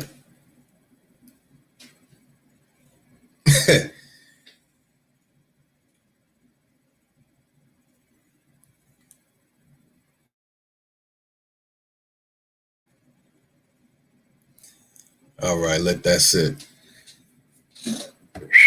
So, you know, yeah, George Orwell is definitely heavily involved. Definitely. So let's get back to the top.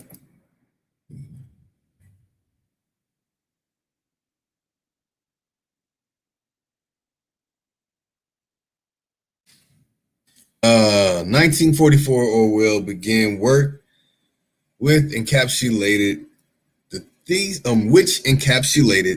thesis at the heart of his novel, which explored the consequences of dividing the world up into zones of influence, as conjured by the recent Tehran conference.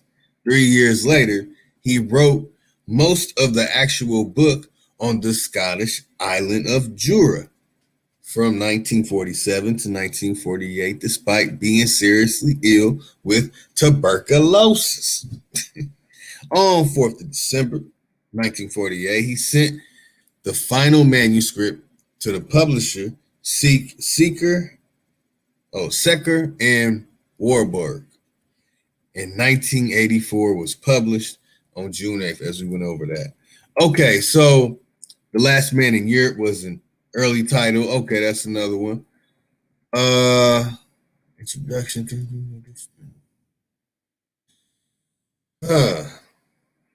what's this? There's a very popular theory, so popular that many people don't realize it is just a theory, that Orwell's title was simply a satirical inversion of 1948, but there is no evidence for this whatsoever. This ideal, first suggested by Orwell's U.S. publisher, seems far too cute for such a serious book. Scholars have raised other possibilities. His wife, Aileen, wrote a poem of her old school's centenary called End of the Century, 1984. G.K. Chesterton's 1904 political satire, The Napoleon of Notting Hill, which mocks the art of prophecy, opens in 1984. The year is also a significant date in the Iron Heel. But all these connections are exposed as no more than coincidences by the early drafts of the novel Orwell was still calling The Last Man of Europe.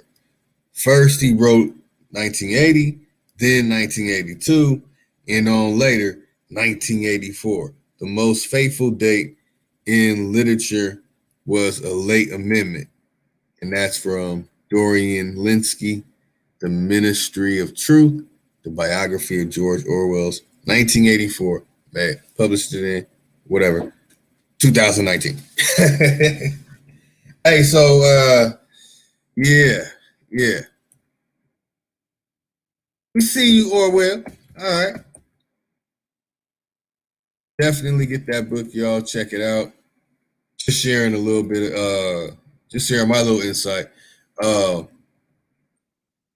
Waiting for Chief. You there with me, Chief? Yep. Now, one thing about this book right here, this is kind of like the manifesto. This is kind of like the handbook for who they would call white supremacist groups. But once again, white doesn't exist, so we got to throw that in the trash. So we're talking about, these actual groups or whatever. But this is some of the things that they pass around. But this is one of their books that they definitely recruit with, y'all. So 1984, and I think it's interesting, that we can get both sides of the equation, so to speak. You know what I mean?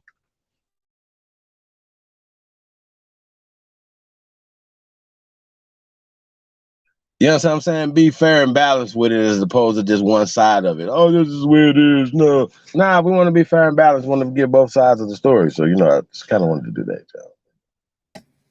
That's right. And definitely from a positive stance and point of view, whether George Orwell did everything right or everything wrong, don't matter. What I will say is George Orwell released this so people who read this book and watched the movie, they basically saw those who lived in that day, especially baby boomers. They literally saw the whole plan, and the ones that are alive, they have now seen the whole plan of a lot of it was. Well, anyway, I don't want to spoil too much, family. Yes, it's deep. It's very interesting. It's very interesting. Oh man, yeah, y'all. I need to get on this book too myself. Read the rest of this book, not just a couple chapters, family, myself. Because the movie No, I mean, it's cool to watch the movie. Some of y'all watch the movie first if that's what you want to do. But I suggest you read the book because when I was younger, I didn't like the movie. You know, at the time, I liked, you know, stuff like that came out early 90s and late 80s. So, you know, I read a little bit of the book and was like, man, this is crazy. So now that I'm older, and this is for a lot of people to really think, even though whatever I read, but just because of the time and wisdom, I can now read it and get a understanding that I didn't have at that time. So even if you already had knowledge of this, read it, watched the movie 20 times, you might want to go over it again. You know what I mean? All right. So let me see what else we got. For everybody gets on this, understand we need a serious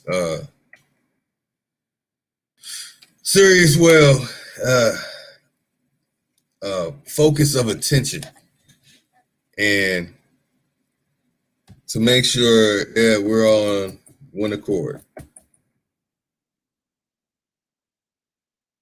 All right, so this goes over the main characters. Not gonna go over all that. Let's drop it right here. Go see. All right, the theory and practice of oligarchical collectivism. That is very interesting. So it's a fictional book in George Orwell's dystopian novel, 1984. The book was supposedly written by Emmanuel Goldstein, principal enemy of the state of Oceania's ruling party. So, and man, it's, you know what's crazy? I'm like fighting from saying so much, you know. Family, it's ridiculous. Not even gonna give a hint. So, Goldstein is the symbolic enemy of the state. All right, so enemy of the state is a person accused of certain crimes against the. Okay, we all know. Y'all, you watch that Will Smith movie. We good. So the national nemesis, who ideologically unites the people of Oceania with the party, especially during the 2 minutes hate and other fear mongering. So what we're going through is the 2 minutes hate and other fear mongering. Very interesting. See, So hey, yeah. Hey, anybody show of hands, ones, if you had to sing the Pledge of Allegiance when you was a kid in school. Mm-hmm. Chose not to. Not to? Yeah.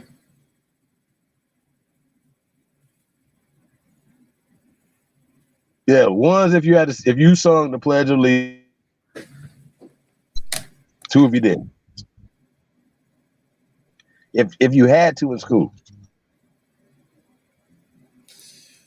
Well, you know what? I did do it when I was younger. So let me retract that.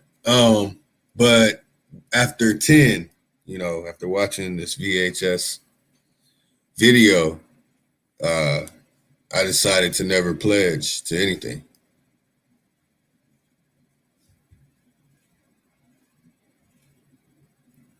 So after 5th grade year, I didn't do it anymore.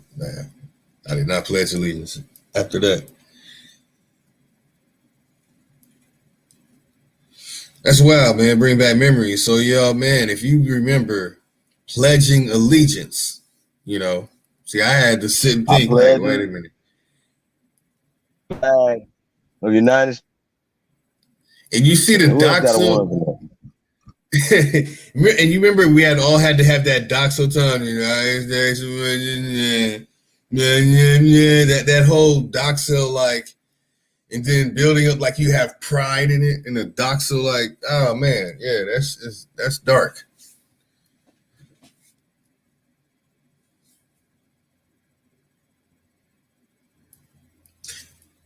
So yeah, something to pay attention to. I know a lot of us have.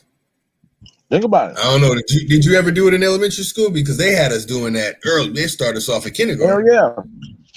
But it's amazing how it stops though. But at some point it stopped. Why? By third grade, it's like, I ain't doing that shit. Well, y'all ass still ain't. Fifth grade, it's like, why whoa, you ain't doing it? Hell no. I ain't doing that shit. Yeah.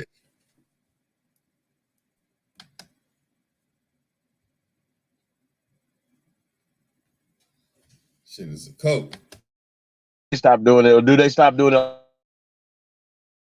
No.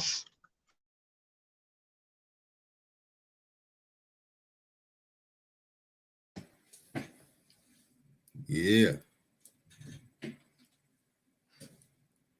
Wow. Very interesting. Yeah, I need some water.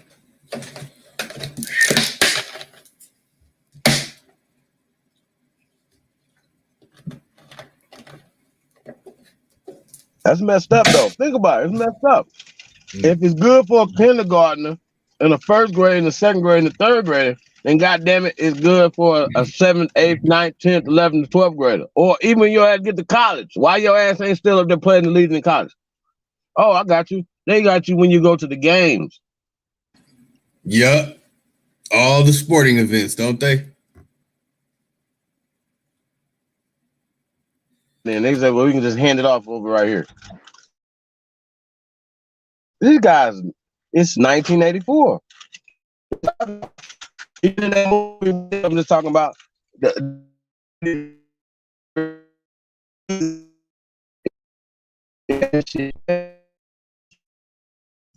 bro, I'm telling you, this shit is crazy.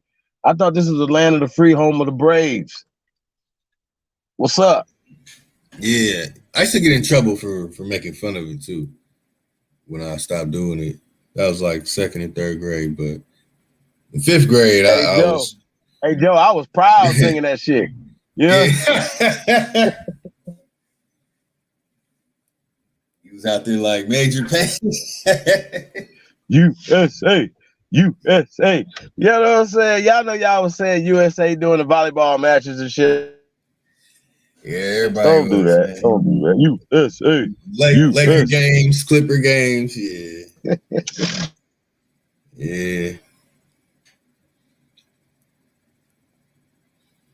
Shit. Hey, some of us used to watch the All-Star games back when Kobe and Jordan was playing.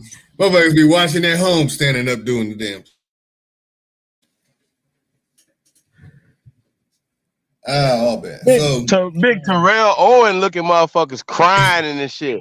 I pledge allegiance to the flag, crying and shit. The United States of America. USA. USA. Wake up! Wake up! It's the Aborigine horror show. Y'all, you heard? Candyman, Candyman, Candyman. Wake up! Shit. Get your asses up, man. But let's get it. See, all y'all act like y'all wasn't pledging allegiance out here, though. That's some bullshit right there. Shout out to the chosen one that's in the building. Peace of the God, man. I see Fishing with Camo Joe. Truth over everything. Mr. Aboriginal King is in the building. Mr. Brooklyn, peace of the gods, man. Lamones Jr., J.R. Neji, L Fresh. What's that? Jam Bay or Ja M Bay. Islam. Shalom. Sean Israel is in the building. Peace of the guys, man. Appreciate you guys coming through, man. Big Dog Philly OGs in the building. Sun Baby. Fire Energy. We definitely appreciate everybody tapping in. I see Mama Bear and I see Tasco, the CEO. Peace of the Goddesses. We definitely appreciate everybody in the building. See Miss Gretchen Helm in the building. Peace, Empress. I want to say thank you, guys. I always hold us down. Chief Kokomo, what it do? LJ John, Omega Red.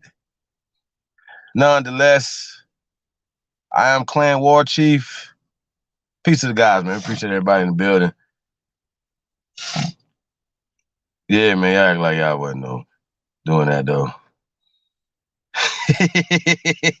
Hey, the chosen one said he was proud too. Yeah, man. Falling lightning, what it do?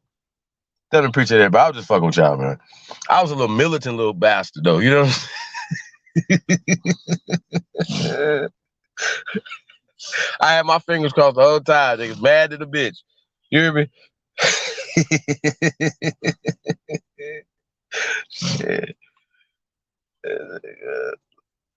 Yeah, man. Peace to everybody, man. But yeah, man, this nigga right here, man, George Orwell.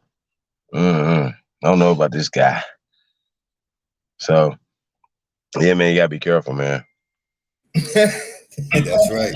You gotta be careful, man. Shit you read, man. Like people take shit gospel, man. They be just running with it. You know, these guys be making shit up. You know, it's all like kind of like entrapment. You know what I mean? Like for, I'm serious. Like, or they, you know, like it's just really interesting. Like he putting you on game, but at the same time, now what? You know what I mean? So yeah, you got to read the book. I'm gonna have to go back and reread it too. But yeah, it's a lot of it's shit deep, man. You see it every day. When you turn on the news, you're like, wow, they're really doing this in 2021 in front of everybody, lying in front of everybody. And we didn't call them too many times. What are we gonna do? So I think it's really interesting, y'all. What are they gonna do?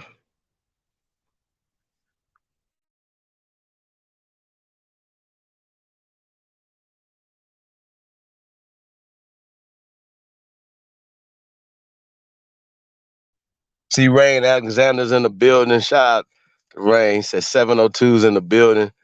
Yeah, man, we in the building, Rain. I'm trying to tap in with you, man. We need some fire beats, bro. You see, you got some fire beats. Hit me up at chiefholiday@gmail.com, man. We trying to work. You know what I mean? We trying to work, man. So I'm in the city too, man. Holla at your boy, man. Free Papoose in the building. Peace to the guys, man. To the order of preachers whose members are known as Dominicans, Latin order. Okay, is a order of the Catholic Church founded. I mean, all that is just really weird, y'all. Seriously, we gotta give it all back. Seriously, we just gotta give it back. Hey, you know, I don't know what more to tell y'all. Just give it back. Trip on this. You know, I've had to deal with people, you know, explain to them like, wait a minute, like y'all don't understand. When you reach the level, and I'm gonna give you know your props, a level of chief. It's no time to deal with anything. It's no time to explain that what you're saying is bullshit. It's going nowhere. It's just no time. It's just nip it in the bud with chief. So, hey, yeah, chief, it's time to knock it all out the park. They don't get it. That's why it's weird. It gets strange. And we need to let it all go. I'm talking about like it's like a great deal of it. We need to let it all go. But trip on this. What the hell's going on here? The lion and the unicorn. Hey, what's going on with this? What? What's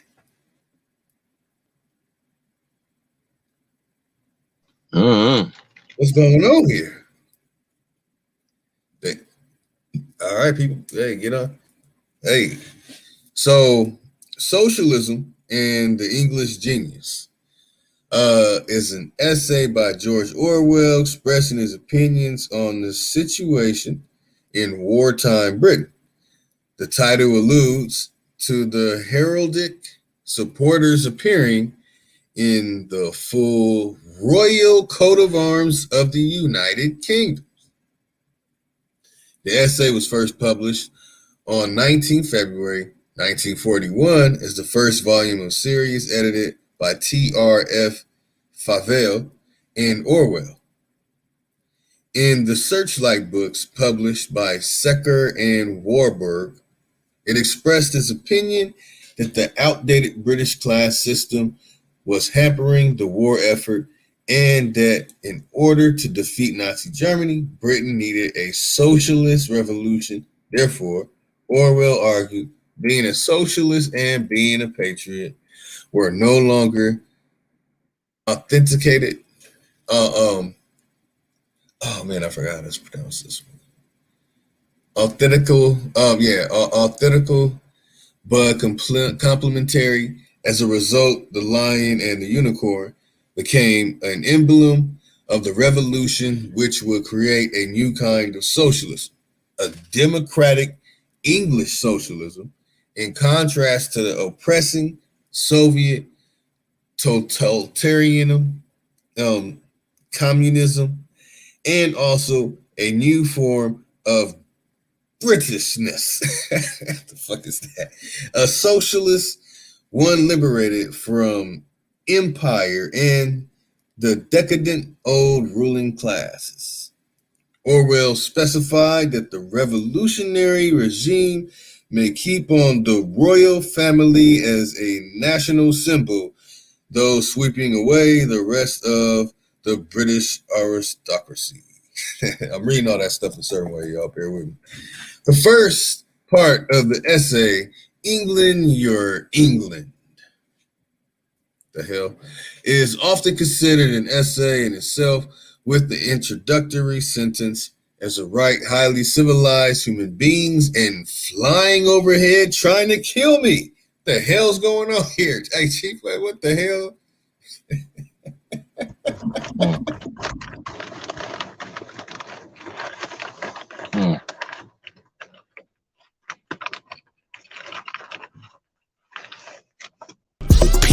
No PPP. Ho see me, she key. All eyes on me, bitch. GTV. Yeah, go get it, gang, bitch. GGG. Hey, OPP, no PPP. Hey, top tier talent, bitch. TTT. Who am I? Daddy dope, dick. DDD. Hey, OPP, no PPP. Hey, OPP, no PPP. Hey, the hoe see me, she gon' key. Ha ha. She wanna see that BBC, big plumber lady.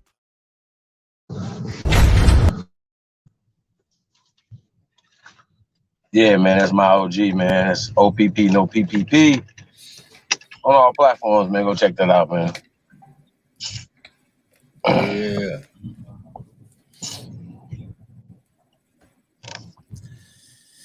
I got 3,200 on my EBT. I mean, yo, you know, if you had 3,200 on an EBT card, right? I mean, you could just about eat anything in the world you wanted to eat, right? This is my question to everybody in the chat room, right? What would you eat? Like the main thing, like what would be the main thing you would eat? Man, I'll be eating some bison burgers and man. Some bison burgers, just go kill some more bison. Niggas love killing animals and shit. Just to eat, huh? I'm joking, man. Nah, my plan is to go vegan. I just yeah, ain't shit.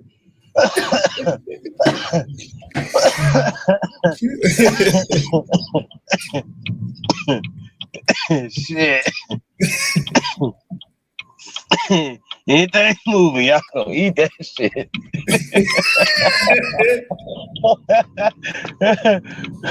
Poor little Billy just be, you know what I'm saying? Charlotte fucked up. You know what I mean? Shit, this shit crazy, yo. Oh man. Damn, foghorn, leghorn, y'all just ain't shit. Y'all just fuck everybody up, man. All the little farm animals. Going down. Ooh, hold on, what they say they gonna eat over here? Cause I know y'all gonna eat some pigs and shit, like, you know. But I'm just saying though, what would you eat though? Hey,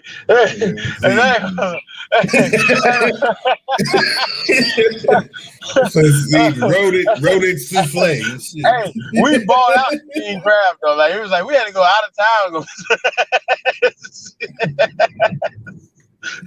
You know what I'm saying? Man, how many you got?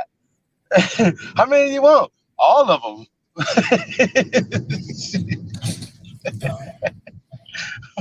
Oh shit.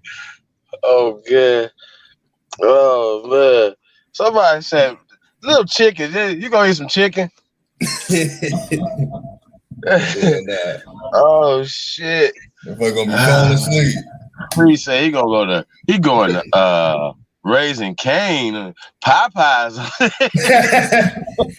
Yeah, you eat a whole breast, man. You going to sleep in 1 hour. Shit. Any of that Man, shit. look, man, we're gonna give me a little Cornish hen or something. Like, come on, man. Man, look. Whew. Sheesh. Man, chicken. He said Nigeria. Oh, yeah. Hey, Hot man, wings. this how you shut a I Pan-African don't trust down. hot wings. Hey, this is how y'all shut down a Pan-African. Aborted fetus arms and shit. They made hot wings. Shit. Man, my bad. Thank goodness. He said hot wings.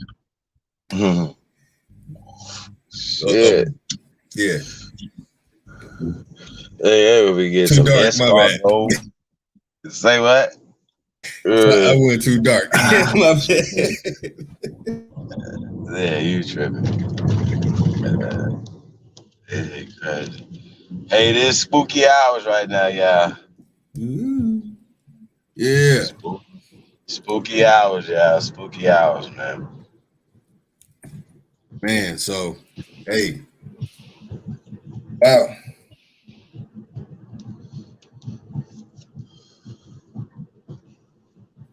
Spooky hours, man. Dystopia. Like, he was going crazy.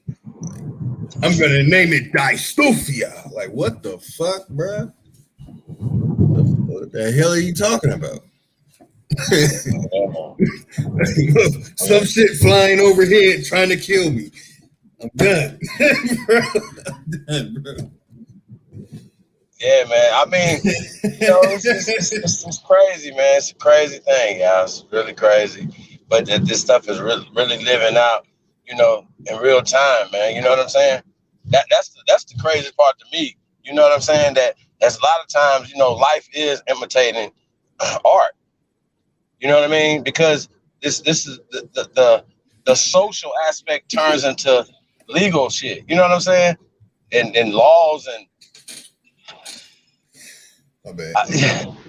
You know what I mean? The way people, the whole the way we would just even socialize, like say for instance, through Cosby Show, for instance, that's the thing to do to be successful in life. You know what I'm saying? To have a beautiful wife and kids and all this, and you know what I mean? You got to go to college, right? You got to go conform and put your hand over your heart, and do all the things they told you to do. See what I'm saying? Then when you get out, then you got to conform even more. I mean, it's just, bro, look. Right. This shit is getting, it's really spooky. Yeah. At this point. So, yeah, man. And they've had control ever since. Time to break it. Yep. But it's all mental first, though, and it all starts with words that you're using. You got to stop using certain words, especially to describe yourself. You know what I mean? Yeah, I'm working on that. It's hard. It's hard. It's really hard. Sure is. I get it. I definitely understand. Yeah, man. Ja M said, he said, crab boil. Hell no. King crab boil ride this motherfucker. You hear me? King crab boil. Get that EBT,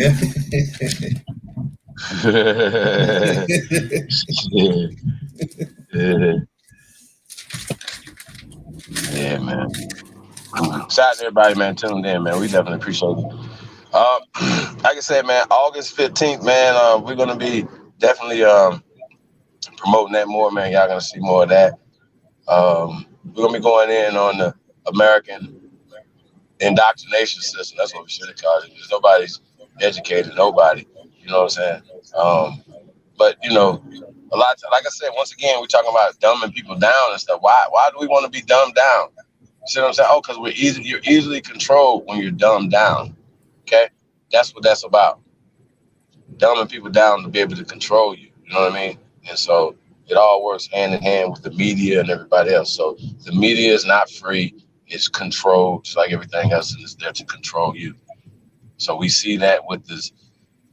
I mean, just going back to the video that we watched, right? They were literally saying, hey, just blame the so-called protesters in Charlottesville, right? See what I'm saying? Now, couldn't the people just have to sit down and say, okay, let's talk about this? You know what I mean? Let's talk about this.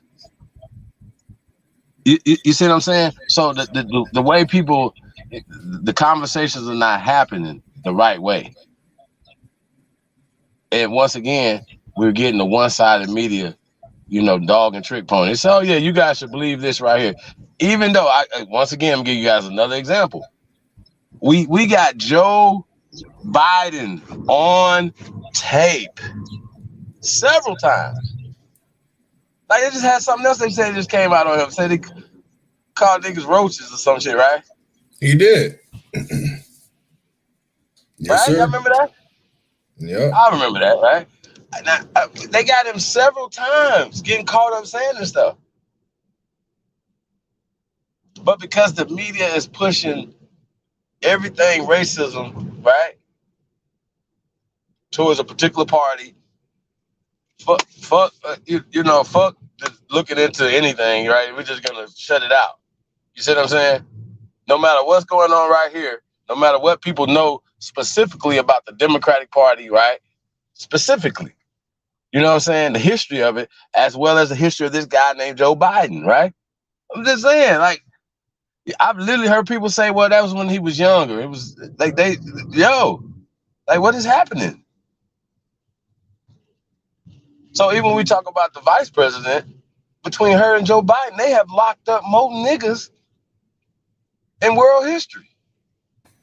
That's right. And then they're about to lock us. They're trying to lock us all up. Rather we be free. They're trying to. Oh wait, you know what? I digress from that statement. Hey man, August 15th, man, we're gonna let loose, man. We're gonna be able to say some stuff. And we might not be able to say, because listen, you know what I mean? Like, yo, and even when that stuff comes out, just even for the public, it might have to be edited. You know what I'm saying? Because we're gonna say stuff, we're gonna, do stuff that we can't say, and it has to be all private. So be on the lookout, man, for August 15th, man. Sunday, August 15th, man, is going down. The Aborigine horror show. Black Lotus, aka JasonvVoorhees, and Candyman, yours truly, your Sahab. Hey man, we come in peace.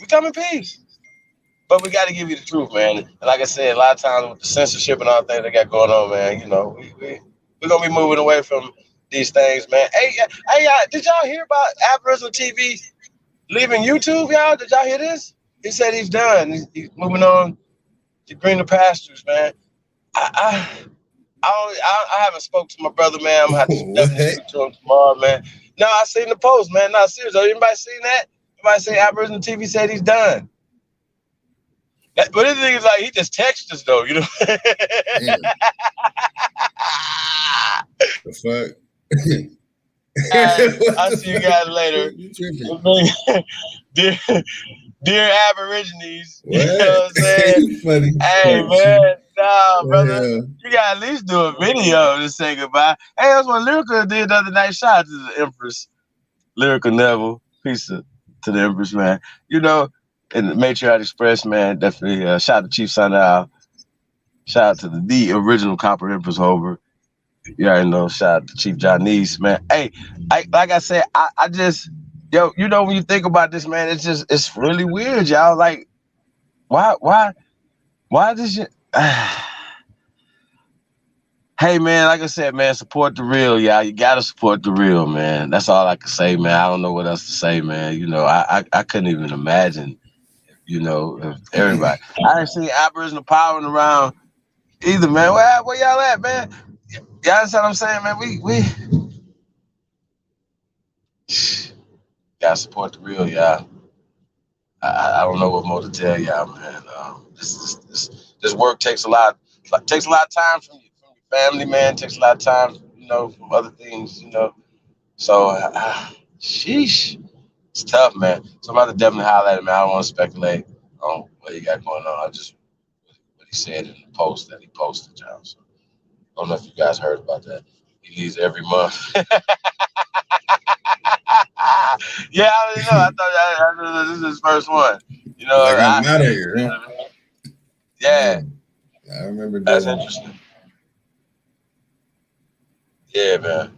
I remember getting my shit took. Yeah, shit. So I feel. I know how you feel. It's tough, man. Hey, man, it's tough, exactly, man. I know. Well, you know, it's tough, y'all. It's a tough one, y'all. You can imagine. Hey, this is some crazy. Support, hey, man. Yeah. Support your favorite YouTuber, man. Hey, man, like, share, subscribe, man. Hey, man, support the real, man. That's all I can tell you, man. You know, I don't know what to tell y'all, man. We're going to keep plugging it in, man. We're going to keep coming, man. We're having fun with this shit. That's all I can tell you, man. So I'm in my prime. I'm just getting started.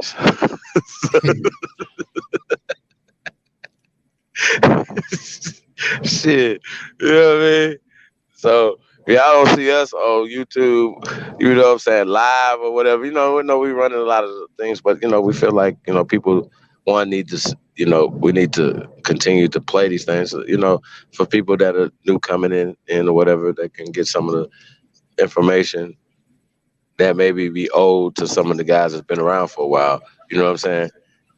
So, and then a lot of stuff, time we go back and hear stuff that, you know what I mean? Kind of gives us a gauge of what we've been at when we watched something in 2018, and it just feels like it's been done tonight. You know what I mean? So, you know, it's a good thing, man. So shout out to everybody, man. We definitely appreciate it, man. You can be anywhere else in the world. Y'all tuned in, man, to us, man. So we definitely appreciate it, man. So definitely gratitude and appreciation for that. Like I said, man, like, if you haven't subscribed this, man, subscribe to everybody, man, that do this work, man. We definitely appreciate it. Lotus, what else you got, man? Listen, man, you know, man, I've been pulled out some more stuff and be doing some more stuff. Yeah, I'm fighting that. I got a dash in the morning. Yeah, I'm around the corner now. Right now.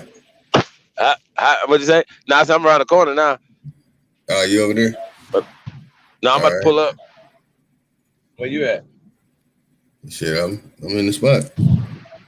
That's what I'm saying. I'm about to pull up. I'm around the corner from there. All right. So, but other than that, y'all, man, yeah, man, like, man, shout out to Trey Ali too, man. I know y'all see Trey Ali on that motion graphic for the 15th Aborigine Horror Show, man. At 1865, man. Go check that out, man. Check that out. Support that brother as well.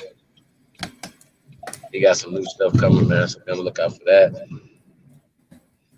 Got a lot of stuff coming, man. I don't want to spoil nothing, man. But right now, man, it's August 15th.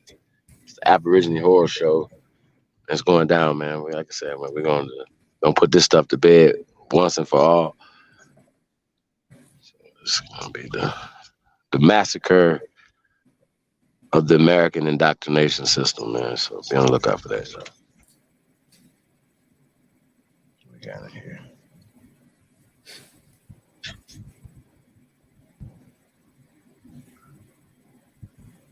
She's hers. Yeah. Hey, man, all I'm saying is, nigga, you always got something to say. It's like you don't shut up. On the track. A lot of niggas died 1865. Single Michael fled, how I ain't gon' let it ride. Everybody hollering black was never on your side. They do maps to tell your apps. August 15th, man. August 15th, man. Builders only, y'all. Private, in demand, y'all. Be on the lookout for that, man.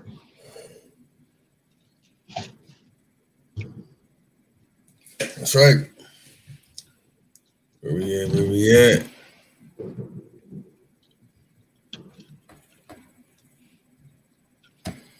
So yeah, check out the book, George Orwell.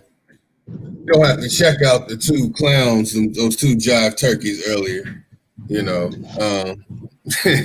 But understand that that's just the mind of today, the trickology. That's a frat boy and a sword girl, the sorority girl. You can see it in their eye, and they are pledgers. That's right. Well, just to kind of recap some of the stuff that they were saying, I mean, bro, like, it's just crazy. That's why it just reminded me of 1984. Literally, the shit that they literally double speaking as they're like right in our face. It happens all the time, y'all. That's why I said, like, I think it's so crazy, and that's why I get pissed off, because they know they're doing it. A lot of time, people that you just kind of trust, oh, they supposed to be the authorities, right? I mean, man, shout out to Lex Vortex, man. Bless his little heart, y'all. The other night, man, they had a show. I got to tell y'all this, man. I almost forgot, Lex. My bad. So they had a show the other night, right? And he found some doctor. I forgot the doctor's name, right? Some PhD guy. Now, he don't have a PhD in ancient American studies, by the way, because I didn't give it to him. But we'll get back to that, right? So he doesn't have a PhD in this. I just wanted to point that out, right? It's like being a foot doctor and talking about you're going to do some brain surgery. You know what I'm talking about? Anyway, back to this nigga. So this nigga is trying to, the Lex, right? So he sends out the things, you know, want us to see this, you know what I'm saying, or whatever. I'm like, okay, so I tune in and see what it got going on, right? So this doctor's in there talking like as if he's an authority on time, right? Like he could travel back in time, right? But what he's doing is he's traveling back in time with the story. But okay, so think about what I'm about to say, right? So the guy is saying, right? Now here's the thing, which made me why I'm saying this, right? This is the whole storyline, right? They're saying in the 1660s, the 1600s, right, that at some point, right, the British colonies, not all of America, but the British colonies at some point went from indentured servitude to perpetual or forever slavery for niggas. At some point, right? That he said, right? This is what he's saying. This doctor that was that Lex was playing, like, oh, this smoking gun, this dude, just literally with no evidence, nothing showing nothing, just saying that there's these laws in the 1600s in the Virginia colonies. By the way, I'm going to use that. We're going to break it down just even more now. Now, in the Virginia colonies, right, in 1662, okay? So it's this law that made all niggas slaves forever, and they children slaves and everything else, right? Right? So I watched this or whatever, and I'm like, yo, this is some crazy shit. So after the video's over, and I'm in there making comments in the chat room, I asked him some real questions that I would want to have asked the doctor, right? The real question is, how can we prove what you're saying? How can you prove that there was a law in the British Virginia colony, right? Let's say that, right? Virginia. Keep that in the back of your mind, Virginia, right? And that now there's a law that made all niggas, and according to him, niggas and Indians, he was interchanging them and even mixing these people up, and mulattoes, slaves forever. There's this law, right? This is what he said. So I was like, oh my God, I gotta go in here and ask this question, because nobody's answering the question in the chat room. Can you please provide this law from 1662 that made all of us slaves? Because this is what's happening, y'all. Even when they talk about John Punch or Anthony Johnson or any of these people, right? They're literally talking about Virginia. That's why I said it's important that I let y'all know that they had laws at the time in Virginia that made all niggas slaves forever, right? And they're taking that story and making it relevant to Mississippians, everybody else of color, that you are a slave forever. Okay? Slave forever. You're born in your mama a slave, you're a slave forever. They even got like you can, if you come from a slave mama, you're a slave, right? This is what they're saying. So they're taking that law and then they're placing it all over everywhere, right? As a cover story. They put that cover story over everybody, right? Well, I'm asking the question again. Lotus, where is this law for us to read that made all niggas in this county in Virginia slaves forever? Okay? Now, it doesn't supposed to, if this is a British colony, right, then that means it's British law. Am I correct, Lotus? Yeah, that's right. British law. Right? So it'd be British law, right? I'm giving them cheat codes, right? I'm giving them cheat codes. I'm still saying though, where is this law that you guys are citing that made niggas slaves for life, right? Now this is the story. Now, right? Everybody's slaves for life based off of John Punch or Anthony Johnson. Hey, wait a minute. You mean to tell me some damn symbols of lions and unicorns have enslaved all of these people? Well, put it in there. Them niggas couldn't even, they barely could eat. Like, barely have food. Like, how you gonna enslave anybody? You have to have food. Like, stop it. It's a movie, y'all. It's a movie. I asked these guys, right? I got on the panel, y'all. So getting back to the story, right? So I get on the panel, right? So Lex, you know, these guys, they try to argue, so I'm going back and forth. So I'm trying to be nice, y'all, and but I'm already pissed off at the doctor. I really want the doctor. I don't want these guys, but they'll do right now. So I just need a little workout. So I went on there and just worked out a little bit, right? So going back and forth, and I'm like, yo, bro, listen, what was the Continental Congress doing in Virginia at this time? It was just silent, just like that right there. Crickets. I'm like, yo, bro, oh, y'all don't know. Okay, so what language, if there's a law, because y'all haven't provided it, I kept drilling for about like a half hour. I just kept drilling them. So then the whole time, Lex, who has been providing this thing, he finally found a law. Not a law. He finally found a Wikipedia, encyclopedia or something, Wikipedia. He found something, right? And he begins to read it. And he starts reading it. And it's literally saying exactly what the doctor said. But this is the problem that he's having. It's typed on a website. It's not a law from 1662.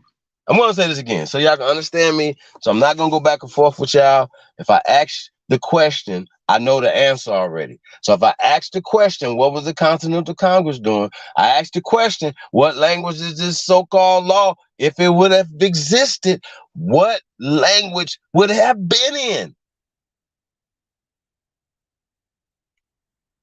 This is just a simple question. They couldn't provide none of the answers to this. Yeah. So I said, so how are you providing these lies to the people?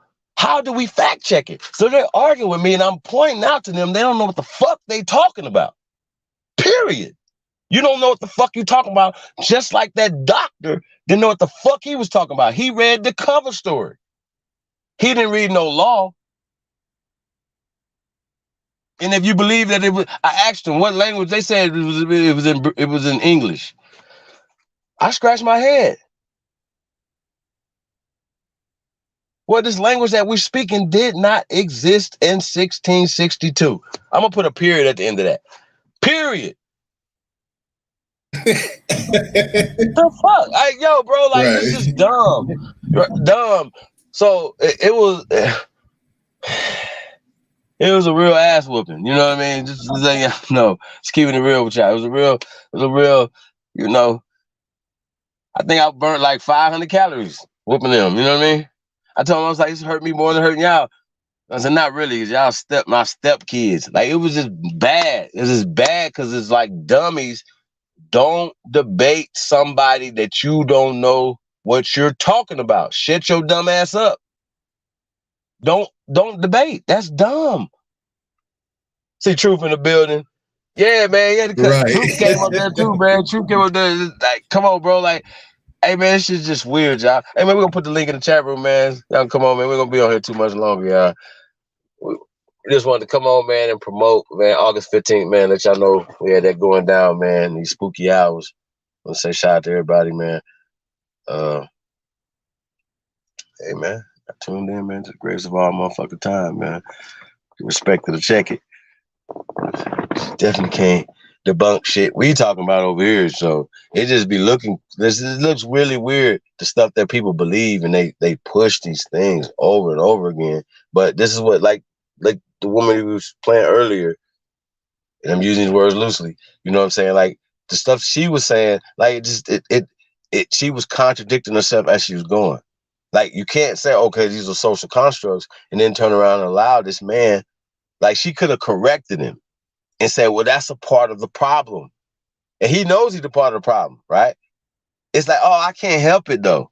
You dig what I'm saying? You see how he did that? Like, I'm like, bro, like, what are you talking about? So I almost feel like liberals are almost worse. Matter of fact, I know for a fact that the liberals, and I'm using these terms, these are just little loose terms, but they are the worst terrorists. And it was interesting that they used that word terrorism too. Terrorists, I thought that was interesting too. Yeah. You know, when you think about that, you know what I'm saying? This is what it was. This is what it is today. It's still terrorism. You are lying to the people. That's some bullshit. So I just wanted to point that out, y'all. You know, sheesh. It's all bad for them, man. It's all bad for y'all. Swear to God. You got Truth in the building. Truth, what it do? Yeah, man, what's good, bro? I was there, nigga. I think I lost like 10 brain cells fucking with that nigga. What his name was? Cubic or some shit, bro? That nigga, bro, it was fucked up because, bro, he bought up the law. So, bro asked him, like, what produced the law? Where is that? Where can I find it? Then he turned around and asked, bro, like, well, is it medicinal, statutory, or federal? And it's like, bro, all he did was say produce the law. You balled up. What the fuck is you asking them that for? You should know that already, nigga. The fact that you even asked that, let me know you don't know shit. It wasn't no statutory, municipal, or federal law in the 1600s, nigga. Like, what the fuck are you? And he kept trying to go along with not cut him off. And Lex, like, let him feel like, no, bro, we know this shit is a lie. Why the fuck are we gonna let him continue pushing some shit we know not to be fucking true, including you, nigga? Like, like he tried to say the nigga, like, oh, it's congressional law. But why do you let the man keep talking and he talking about municipal and federal law? Some shit that didn't exist in the 1600s. Right. I thought it was weird. Right. I thought it was weird. I said, bro, act like I don't know what you're talking about. Can you please elaborate? He couldn't because they're asking questions. I said, bro, just let us teach then. Don't ask questions until it's question and answer time. I said, get back in the chat room, bro. Like, this is what I'm saying. This is a layup. There's no competition for the Aboriginal community, period. I'm going to say that again. It's done. It's zero. And even the solution to this caste system, right, is not giving Pulitzer prizes. It's stopping people from calling us Black, Africans, or slaves. That's a problem. Nothing comes from this. We get nothing out of calling ourselves these things. And you get real fools. Lex literally said that niggas were slaves and white people were indentured servants. Even though he just had the conversation with us and he knows where the word slave comes from, he still can't wrap his slave ass mind right? I told him, I said, bro, your brain has been colonized. Y'all understand? Like, this is what the words can colonize your mind. You go to sleep at night, you can't beat this white thing. You can't beat it.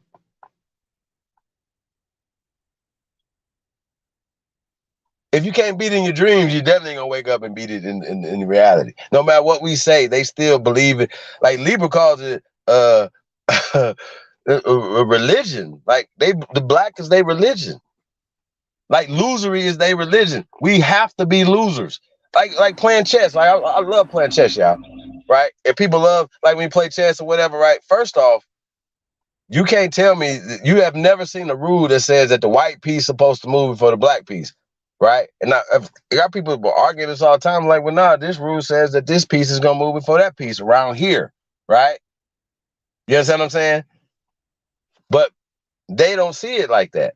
Because if it was one piece was red, one piece was blue, which piece go first? One piece was green, one piece was yellow, which piece will go first, right? One piece is frosted, one piece is clear. Which piece moves first, right? So there's no rule for that. It could be a coin toss, right? But because of the conditioning of our mindsets. Oh, well, white moves first. I had to tell a nigga that shit earlier, like something that I dwelled up on, like, you know, up until like modern times of the civil rights era, here it is, terms like black or African was an insult, right? But they done convince you that to take on these insults and be prideful of it in the terms that you did consider going by, to consider those insults. You kind of get what I'm saying? Like this social experiment, like how the fuck we go to praise it and being proud of terms that in the 40s, nigga, you called the motherfucker that, ain't give a fuck about if y'all both was black. Nigga, you just called me black, I ought to punch you in your shit. You could have been my brother. You feel me? These was disrespectful fucking, it was like calling a nigga a bitch. You feel me? And now we done took on the titles of being a bitch and be proud to be a bitch. Like I tell little nigga earlier, you know, little nigga like, he trying to be condescending and a smart ass and didn't know shit about the ACS. He called it the American Chemical Society. I was like, okay, I thought you do your own research, bro. You should know what the ACS is. Then when he seen it, he like, oh, why are they calling them free Africans? I'm like, first off, nigga, they're using politically correct terms. They think that calling us Negro in color is disrespectful and this is political correct. But in actuality, it was in reverse during those times. When you go to all the original documents, it don't say African or black. More than likely, it's going to say color or Negro. You feel me? All these original documents from those times say that shit. That all these add-ins of African and black and shit is add-in to modern times because they think that those terms are disrespectful. But in actuality, they disrespecting us when they call us this shit. Majority of our people was against those terms on all aspects, from the 50s up into, you know, even when Jesse Jackson went along with the government and calling us African American. 90% of us was overwhelmingly against that shit even then. And what they did was they convinced these kids that now since you go to our school, you the smart ones, your parents and shit is the country bumpkins. They don't fucking know nothing. And they attack the kids at the school with these social construct words and shit to lead on, and then start modernly updating information with these terms to keep your ass confused from even seeing the original terms that was being used and shit. You know, like I tell people all the time, you got thousands of literature that talks about these wars and these colonies and how they were shipping niggas as POWs to England, all over Europe, Northern Africa, but we don't see nobody that look like a Native American in these areas. So where the fuck is all these people at? You feel me? Like, don't nobody want to deal with that shit. They say trust ancestry.com, but even motherfucking the person who made that shit say a small percentage of motherfucking so-called Africans made it to the mainland. How the fuck did they become the population of millions of melanated people and shit? So it's just like a big ass social construct that got I don't know, man. These niggas is really indoctrinated, bro. This shit is like brain cell losing trying to deal with some of these niggas. I mean, you know, here's another thing, right? That I point out, right? When we talk about solutions, right? It's like people that I don't know if they're weighing like, okay, what are we saying that exactly are we saying that offends these people? Because 99.9% of them all have this story right here, right? They'll talk shit, make a video, right, with no evidence against what they're saying, and they're using social constructs like Native American, African American, black, and white, right? You follow me? And then turn around and say that they are part Native American, that like an ancestor that they met was full-blooded Native American. And they don't have none of those Asian features. Well, let's just say whatever the situation is, but wouldn't that be your bloodline? Shouldn't you be tracing your bloodline here in America?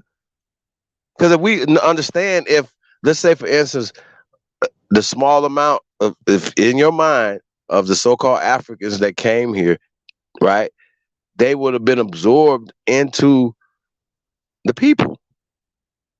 Well, they literally had to stop bringing people here in the early 1800s.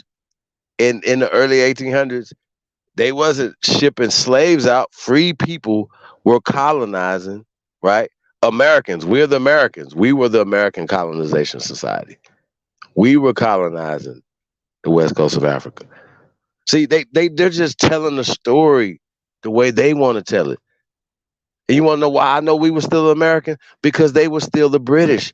They were still the French. They were still the Spanish, even while they were coming back in here doing business with us in the 1800s. So you can't take the stories of somebody telling you a story today about something in the 1600s with no law. So this is the premise of all Pan-Africans bullshit, that all of us are slaves based on a fucking made up law in Virginia from the 1600s. All of us are slaves based off of that. You're never gonna email me this law. You're never gonna email me slavery. Until you do, slavery is fake, and all you niggas is scammers. All you motherfuckers. Every last one of you bitches. And I swear to God, slavery's fake. You niggas keep talking about something that you know you're never gonna get no reparations for slavery because it's fake. Period. And it's court cases to we were back that shit slaves. up. Yeah, show us your slavery. Please show us. Please email us the slavery, please. That's all you gotta do. Please email us this law from 1662. Hey, Truth, didn't they kept reading like articles and stuff, like trying to pass them off as laws? and look, and then the dummies in the chat room was really talking shit, right? They really was talking shit. I was like, yo, bro. Wabos and all types of shit. I was like, bro, like, can y'all please stop being slow? So I asked Lex. I asked him, I said, Lex, when was this written? He was like, whatever, 2013, some dumbass shit, right? I said, bro, is this a law? No. I said, why haven't you produced the law for us then? Why don't you show these people the law? Because if it was from the British, right? Lotus, can you please explain to these people, right? Because one of the smart guys was like, okay, well, it wasn't English, it was Old English. Well, what the fuck is Old English? See, once again, it was see, this is how they mind rob you. This is how I don't want to say mind fuck you, but this is how they steal your shit. This is by calling it Old English. Oh, it's Old English and ain't yours. It's over there. It's something else now. Oh, we could disguise German with old. You see what I'm saying, bro? Like, this shit is. Oh, it's Old English. He tried to move the goalpost. I kicked his drawers in his ass, bro. These niggas is slow. You niggas is slow. I hope y'all listening. You slow. and cowards. The crazy shit about all that, right, is that even when you start getting into the origins of the English language and everything, what you starting to find out is that all these people did was put a letter in the alphabet around us speaking and made words off of it and convince us to motherfucking read these words as pronunciation of these sounds and shit that we use it. There's no difference at they were speaking like how they speak in motherfucking England, nigga. That's old English. Is it not written the same, motherfucker? Do it not damn near sound the same and shit, nigga? Even if the letters is off a little bit, what the fuck is the difference if it's old English or just English? It's English, nigga. You can't get English without old English. That's dumb. But another thing that you said that was important was the fact is that these niggas will tell us all day if we listen and don't object to them how we was enslaved. They beat everything about us up out of us, our language, our culture, and everything. But then when you start bringing up the topics about the American people and shit, they try to make it seem like, oh, they was intermingling and they culture took over. But not too long ago, nigga, you was just telling us how they got their culture and their language beaten up out of them. How the fuck do they go amongst the people that know their culture and their language and overtake, and all of a sudden they mysterious culture and language pop back up and overrun a whole fucking nation of people that know they shit? That shit does not make sense, man. Like, nigga, I lose brain cells even having to even say some shit like that. But this is the premise that these niggas come from, like with the Gullah Geechee. Oh, they was runaway slaves that ran in with the natives and everything. Gullah Geechee is all African. But weren't these runaway slaves the same motherfuckers that got their ass beat, they culture taking their language? Oh, well, it was at the beginning. Then how was they able to motherfucking interact and translate and talk amongst the people that they know nothing about? It makes no sense. Yeah. But there's another thing though. So the doctor that Lex was playing, right? Man, I almost want to play this shit. So the nigga was like, he pulled up a chart, right? I swear to God, like the chart, they just made it like 2017. And all you got to do is pull up a chart for these people. All you got to do is talk smart and say some big words with no proof that everybody was slaves. And he did the same thing that this sister did earlier, right? But tell you about a social construct and then use it. I was like, this is amazing.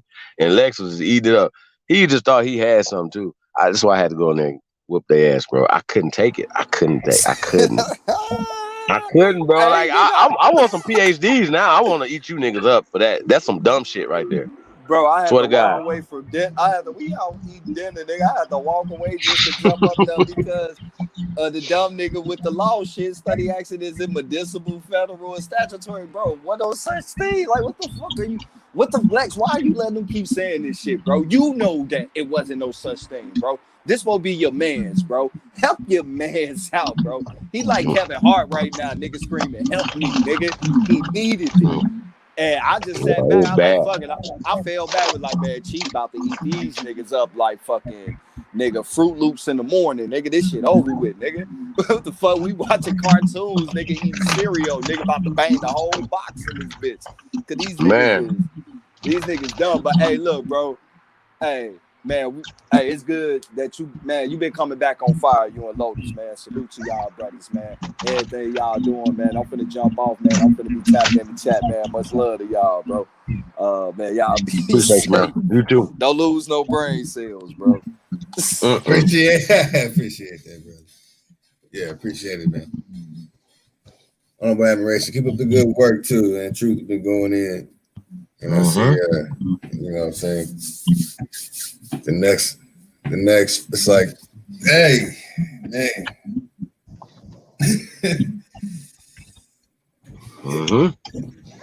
Winding on down. August 15th. And what's going on with that? You know, I didn't want to really talk about. In fact, I don't know if I should, because I haven't heard anything back about the upcoming challenges that we've all received. Oh, well, my bad, y'all. There's an update on that too. Okay, so I told Lex, right? My bad. That it won't be a debate until they can find that law that made all of us slaves. This the premise of their whole thing, right? There should be a law that made everybody that's a nigga slaves, right? We all slaves, correct? You should be able to find that law then.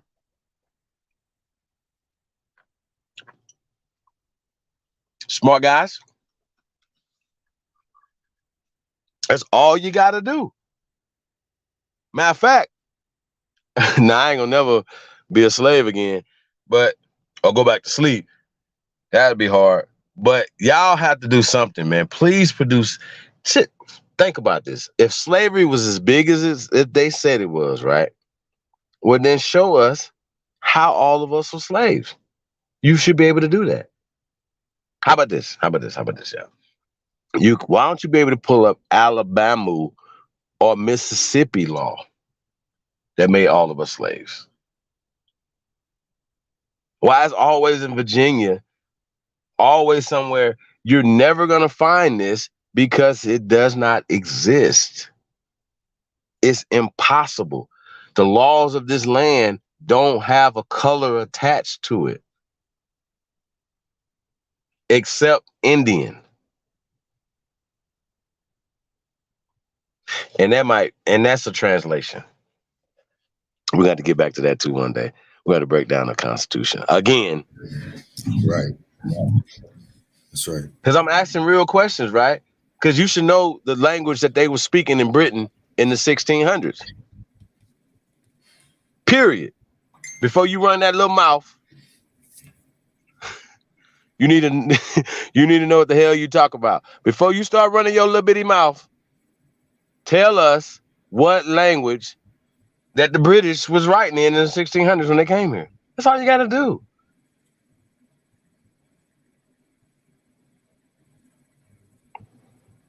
How about that? Shit. Niggas believe it. I was like, man, this is Harry Potter. Like, what are y'all talking about over here? It was the weirdest shit ever. But like I said, it was fun. Like I said, I like having fun, y'all.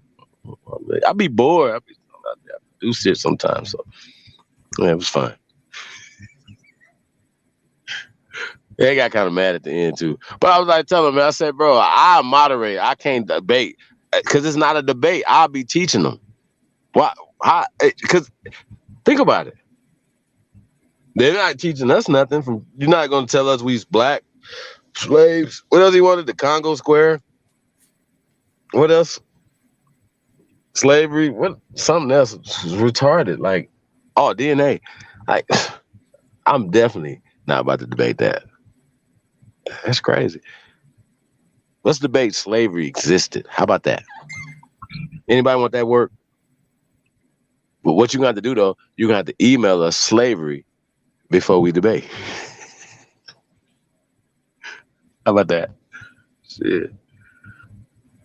Oh, English is like, they say, King James Bible. So, yeah.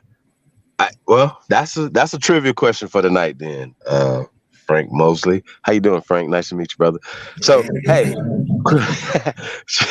trivia question for the night, right? Wait a minute. Wait a minute. Did he say King James Bible? Yeah, he said that's old English. King James. Okay. My trivia question for the night there. Thanks to the brother Frank Mosley, right? Shout out to Frank Mosley. He said 1616.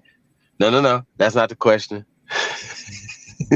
Frank, well, I think you're wrong anyway, but we'll get back to it. So, what language was the King James Bible written in originally in the 1600s? Frank, or anybody else listening? That's the trivia question for this evening. Hey, the other trivia questions are still haven't been answered. I'm not. Well, they kind of rhetorical questions, but there's answers to them, right? Like I'm still trying to find out where these Native American cities at in America. Hey man, shout out to everybody there that tapped into the poll too that we put, in the community. Is hip hop culture African or American? So shout out to everybody, man. It's like 99%. Frank Mosley dropping those American. one-liners. What do you say? What do you got? The one-liners on us. It was translated from Muslim. From what? Muslim. Man, you did damn, Frank. You messing up. Nah, Frank, that ain't it, brother.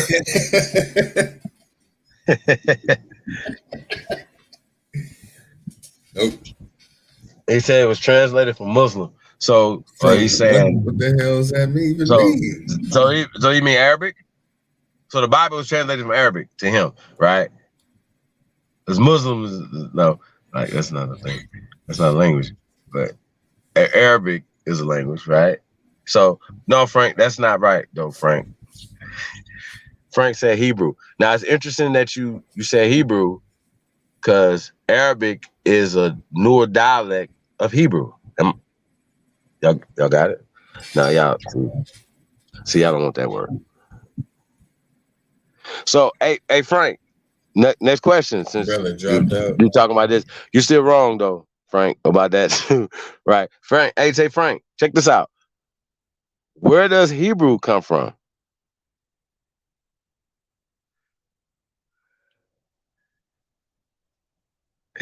The Torah. Sheesh. Ray Sean, what it do? Said my grandpa always told me if you keep doing the same thing, you get the same results. With that said, until we as a nation win a physical war, we will win. We will not, I guess you're saying we will not win a mental war. Bro, I think you kind of got that backwards a little bit though. You gotta go to sleep and win the war of your goddamn dreams first. You gotta be able to see. Like like I said, bro, if you can't see it, you can't dream it, you can't think. Yeah, your brain gotta first off, solution. Hey, we can win the war with peace.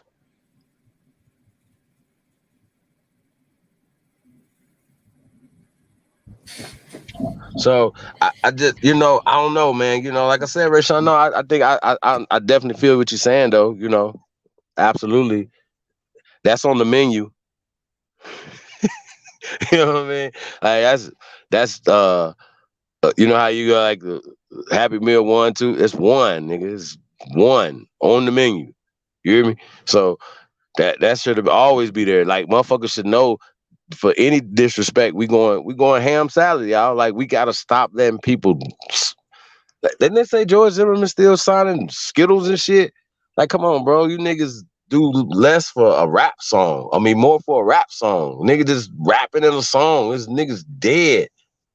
You know what I'm saying? This motherfuckers disrespect your grandma, great grandma, everybody. Like, so yeah, like I don't know, like this the mentality of the men these days is it's weird. I don't know. So, hey, yeah, what language though? Where does that come from? No, the Hebrew Torah. No. What land does Hebrew come from? Where does it come from, brothers? That's the other part of it. That's the other part of it. First colonizers look like us. Sheesh. Hey, well, I don't know if y'all ready for this. We colonized them.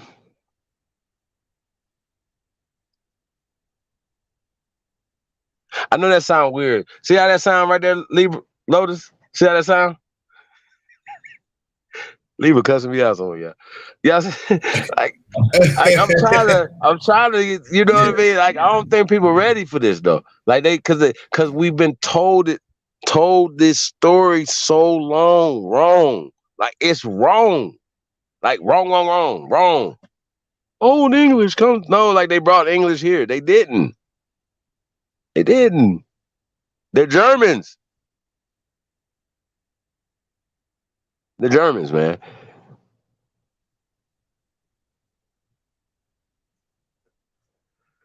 Sheesh. Yeah, man, y'all gonna get it. It's gonna come together. He said here. Okay, Frank, there you go. Frank, if you in America.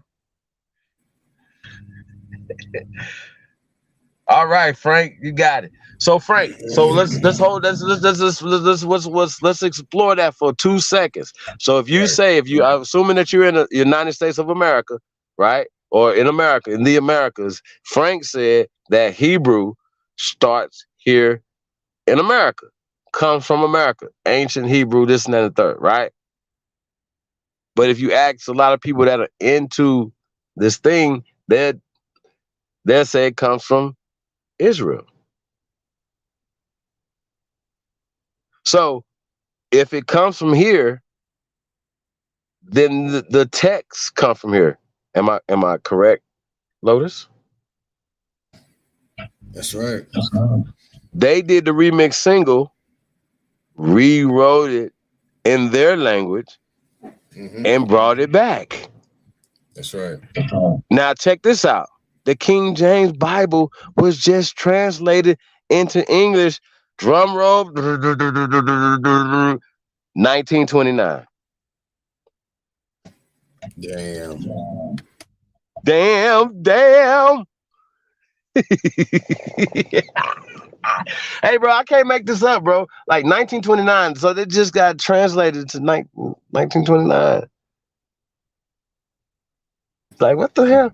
Like, you scratching your head, like, what's happening? But it means something. So if so, a lot of times they'll be like, oh, you find, like, say for instance, shout out to all my Moors out there, Islam to all my Moors out there, right? But they tell it as if they brought everything here. There's nothing there. Why did they build anything there? Why would you bring the technology here and build it here? So when you see stuff that has the similar architect somewhere else, why would you say, oh, it's like it's from there to here? No, it's from there to there. It's older here. It's more here. Why are we saying everything comes from Africa? You know, why are we saying that? Why is this a thing? Why does that make sense to anybody in their brain? Hey, right. Yo, we were just talking about this earlier, right? We were just talking about this, like, yo, who practiced comedic science on the continent of Africa? Hell nah. No, stop, time out. Hold. So wait, time out. So the niggas in Egypt right now, they're practicing Arabic. I mean, Islam. The Muslim Brotherhood. They're Muslim. So they do not practice. Pretty much. They don't have nothing. They don't know nothing about that. Nah, they're on. But then they turn around and try to tell us that it comes from the Arabs and all this other dumbass shit. Right? Then you got the guys over there that don't practice it, or Muslims smoking cigarettes in front of the pyramids and shit. Don't have no connection to this. So they don't. So the people, the people, even the original people from so-called Kemet did not practice Kemetic science. So let's just put that on the table. They did not. They don't know nothing about Egypt. They don't know nothing about Egyptian culture. Period. Not about to play with y'all. So that was brought there, and nobody on the continent of so-called Africa ever practice Kemetic science. Ever. They'll tell you all this dumbass shit. It's like listening to these niggas like listening to an episode of Gods of Egypt and shit. Like, you know, like, yo, be like, bro, what is y'all talking about? Like, that's a movie. That is not real. What tribe? Who told y'all this? Show us. See what I'm saying? So they're gonna tell you, yeah, this happened in all these dynasties and all this other shit. They're telling you stories that happen in America. Period. And then they turn around and say that the languages and stuff come over there, and all the science and the math and all this come from there. But it's older structures here. The science, we have proven that metallurgy and these different sciences originates in America, right? So we were just talking to these clowns the other day, right? We were just pointing out, like, yo, bro, so everybody believes in this Bering Strait crossing bullshit, right? Niggas was selling boats thousands of years before this Bering Strait ice age. during the so-called time period of the Bering Strait Ice Age and after this so-called time period, our ancestors are smart. They would have went. We've been navigating the seas for a long time, right? And if you do any research, they'll tell you that niggas in the Americas were cutting trees down and making open sea boats by hauling them out that could fit 50 to 100 people in them, and was navigating the seas. That navigation, the technology of charting and navigating the seas comes from Americans. Period.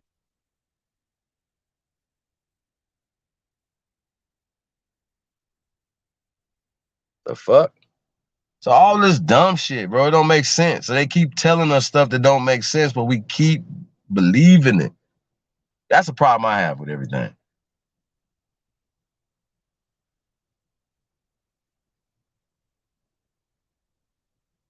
Hey, Frank, how was slavery real, brother?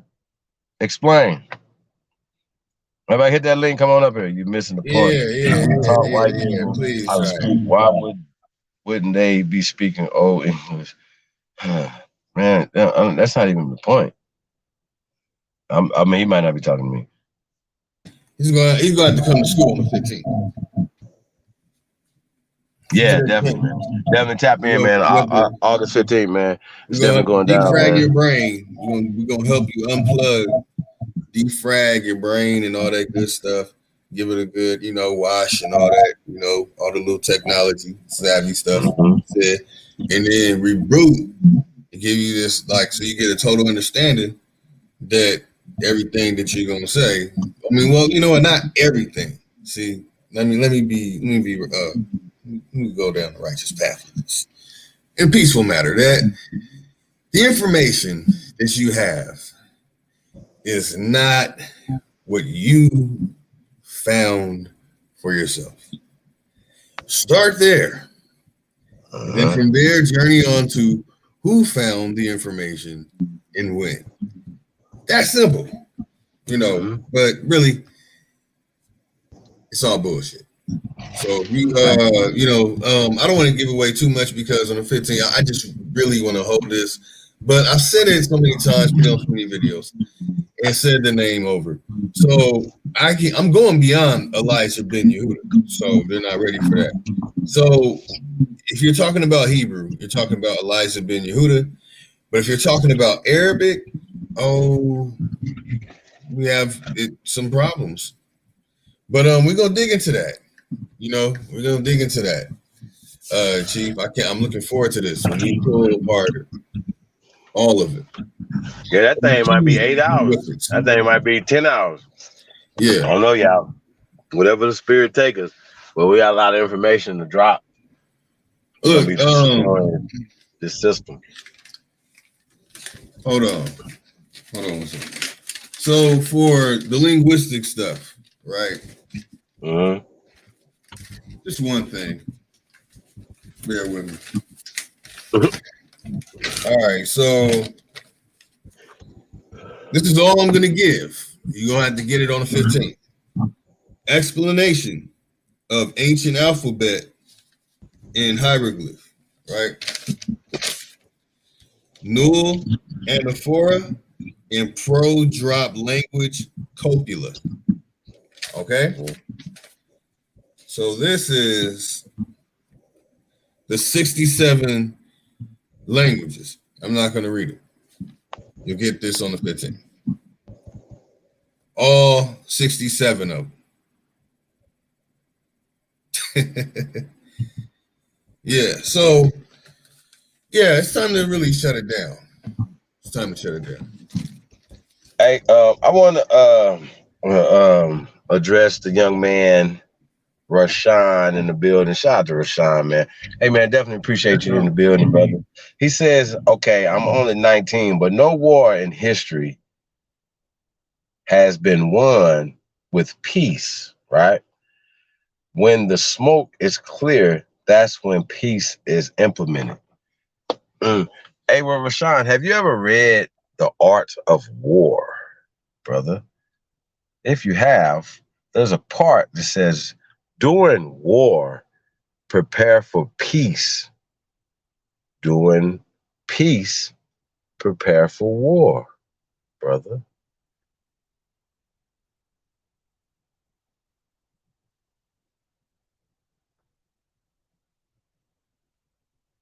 No general would ever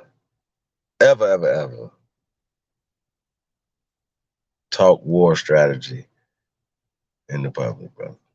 Ever. But I definitely feel you, brother. Salute to you, though. I definitely feel what you're saying.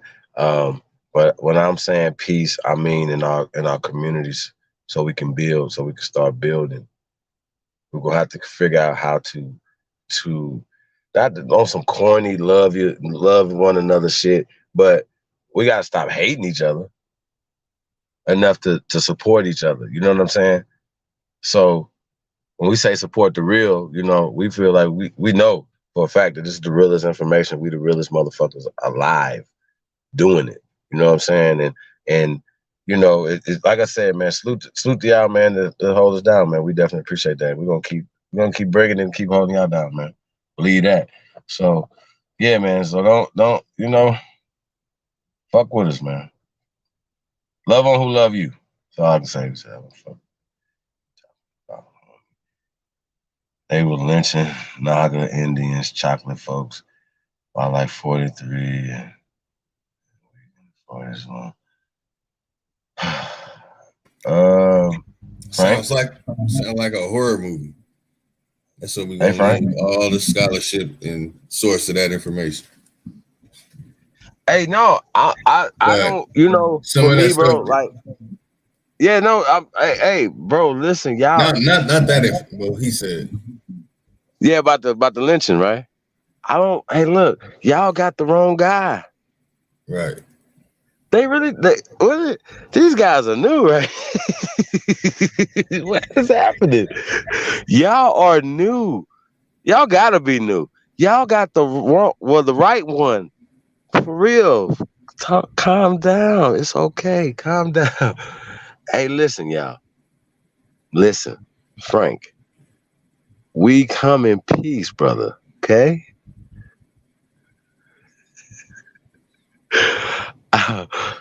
Wow. Hey, man. Shout out to Hallway Vic. Man, sheesh.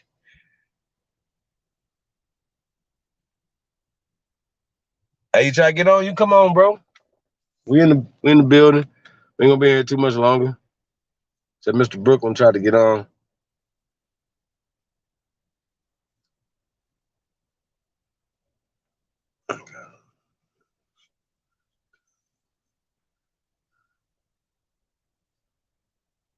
The kidnapper, slavery, indentured servant. Hey, Frank, I don't even. I can't. Can anybody explain the difference in a prisoner, or a slave, or indentured servant, or an employee? What's the difference, Frank? Frank, hit that link, bro. Hit that link. Go ahead, cause we can't really get a gist of what you're saying. We give you the floor to get you to say whatever you want to say.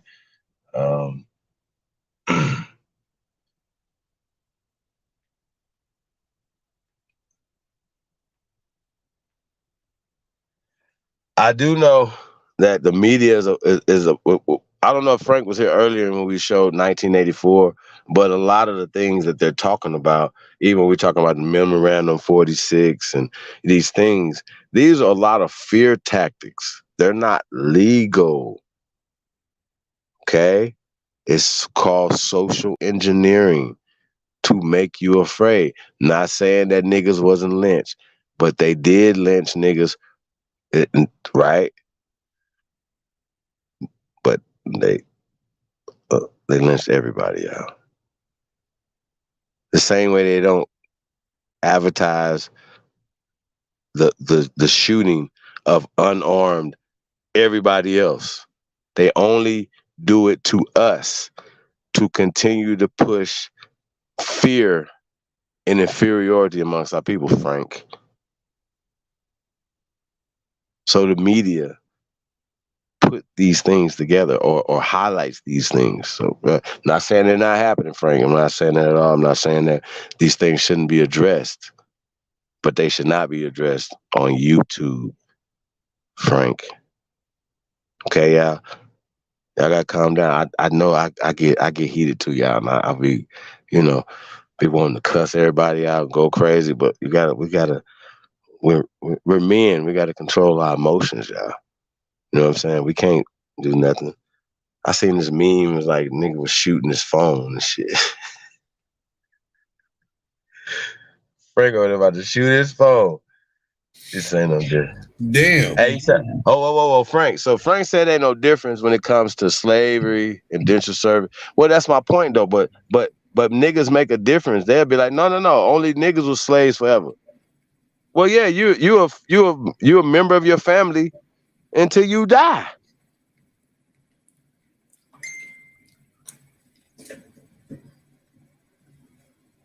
What are y'all talking about? Like, so family means slavery. We've proven this. Family means servant. Remember, there's no difference between a servant and a slave, right? It's no difference. They'd be like, yeah. Well, why did they pass they names down to their slaves? Because it's their progeny. It's literally their blood, and not from rape. What from generational, like this shit is crazy. But because they teach the slave narrative, called a slave narrative, literally, I can't make it up, and it's fake. They'll be like, oh yeah, the slave talks about well, why aren't y'all showing somebody from Slavonia then? Oh, they want to push this narrative on our people, bro. This is what we're talking about. This is 1984. It's fake. Frank, can you please email us or tell us where we could look up slavery, brother? What you mean? I'm not saying that slavery's. Was this Frank? That's you, Frank? Yeah, that's me. Frank, how you doing, man? Nice to meet you. All's well, man. Trying to figure out, man, what we talk about this slavery. What's going on? Who you know is a slave? Yeah, I got my great grandmama's deeds. Okay. Yeah, she was sold for $1.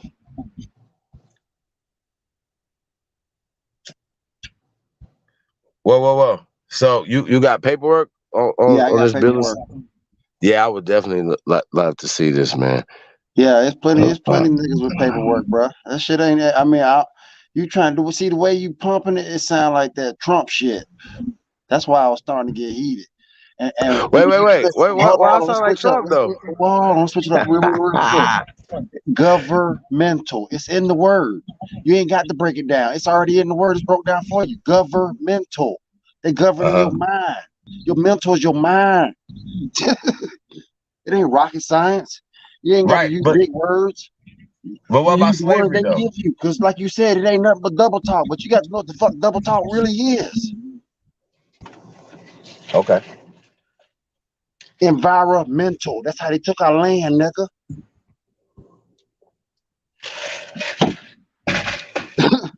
You know what I'm talking Frank, about? so are you American Aborigine, aka American Indian? Are you American? Okay, cool. Hey, as long as you agree with that, bro, we can work on everything else. You know what I mean? But I don't like the Aboriginal shit because ab mean not. I'm indigenous. Fuck ab. Ab mean not. So you telling you people you not original when you call yourself Aboriginal. Can you find me where I can find this definition at, brother? Yeah, it's in the fucking dictionary. Ab. It's a prefix. Ab means not. Should have learned that in 3rd grade, bro. That ain't fucking rocket science. So if you put it in front of LE, you're not able anymore? Like there's no definition. I got you. There's no I can understand what original is, right? You understand what original is, okay? Right? But when we're talking about land, ab dude, we go by a million different names though, bro. I got you on this though. But hear me out though. Hear me out though. When you say that you're not a part of the Aboriginal, Do you know when you look up the actual definition of American, it doesn't say the indigenous people that they found here, the Indians that they found here, the Moors that they found here, the Negroes that they found here. It says the Aborigines, which means they wrote the it. original. I got they you. wrote it. Just like you said, they wrote it. Shit, that's what they wrote. Here's the point, though. Here's the point, though. But we have to unravel. Whoa. We have to unravel. You can't fact check shit all half the time. Now you got to fact check shit all the time. Who wrote that shit that you talking about? We're bringing it down. We're bringing it down. Our ancestors never called themselves Aboriginal, or I got you though. I got you though. Your ancestors never called themselves Aboriginal or Indigenous. Are we gonna both agree on that? Yeah. Okay, cool. So Indigenous or Aboriginal has a meaning to it. Correct? What we're saying is other people have attached themselves to Indian, Indigenous, right? And when we say we're Aborigines, there's an origin to that. We're the first inhabitants of this land. Now, it's not from this land. It means from this land. Right. Of this land. It means immigrant. That's all I'm saying. That's the only definition that we can find. It's immigrant for with Aborigine. an E. Huh? It's immigrant with an E. Yeah, I'm not. That's what it means. Nah, we sprung from the land. Well, we're gonna take it a little further. We the Tanchans of this land. We sprung from this land. That's what we believe. We don't believe we ever came here. There's two immigrants. There's an immigrant with an E and an immigrant with an I. We the immigrant with the E.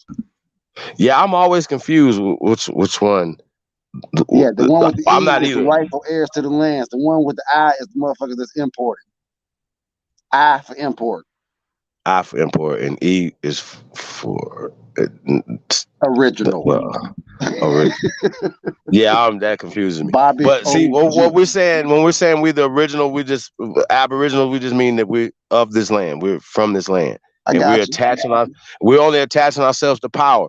We're not saying that people that identify themselves as Moors, Hebrews, Indigenous, all that's encompassed. I got you. All that's encompassed in Aborigine. So it's not excluding nobody, brother. That double talk. Now, what's the other word for power? See, because that's what we at right now. Currency, nigga. Currency. That's right. NASDAQ. That's what we need to get to. We need to get back on it. That's what we need to be channeling to. You see what I'm saying? Because if the niggas don't know who they are by now, they ain't going back to the same ship we going to. Period. It's got 144,000 seats on it. If you ain't ready mentally, you ain't gonna make it back to the ship. You're gonna be right here stuck, running around here as a ghost.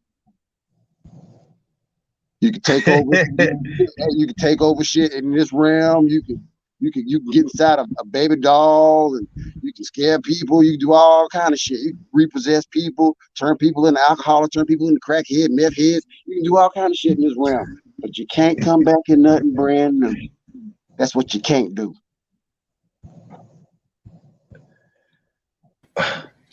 Yeah. See, when you lose your mind, then you become a spirit. Spirits can't leave here. Only souls can. We in a solar system. It's ran by chocolate. Chocolate put this together. Chocolate got the blueprints to this. That's what NASA up to. NASA looking for our people who dropped us off here, nigga. There's pyramids all over the fucking solar system, bro. What you think, man? Look, man. Y'all keep talking about the past. Y'all better be worried about what's about to happen. Shit. You better be worried. And it ain't got nothing to do with no shot in the arm either. When the power go out, what y'all gonna do? Wait for the sun to come up. When the power go out and the sun don't come up, what you gonna do? Y'all niggas ain't reading Bible. They gonna stop the sun too. Come on, man. All right. I'm in the mountains. Shit, what the fuck y'all going gonna down? do? Huh? Well, I'm gonna tell you what I'm gonna do. Baby, in the mountains. I'm gonna start eating you niggas. Y'all niggas on the coast, Real y'all shit. this one's gone. You see what happened to Atlantis? Y'all ain't figured shit out yet. He sounding like a hamburger right now. Yeah, he do.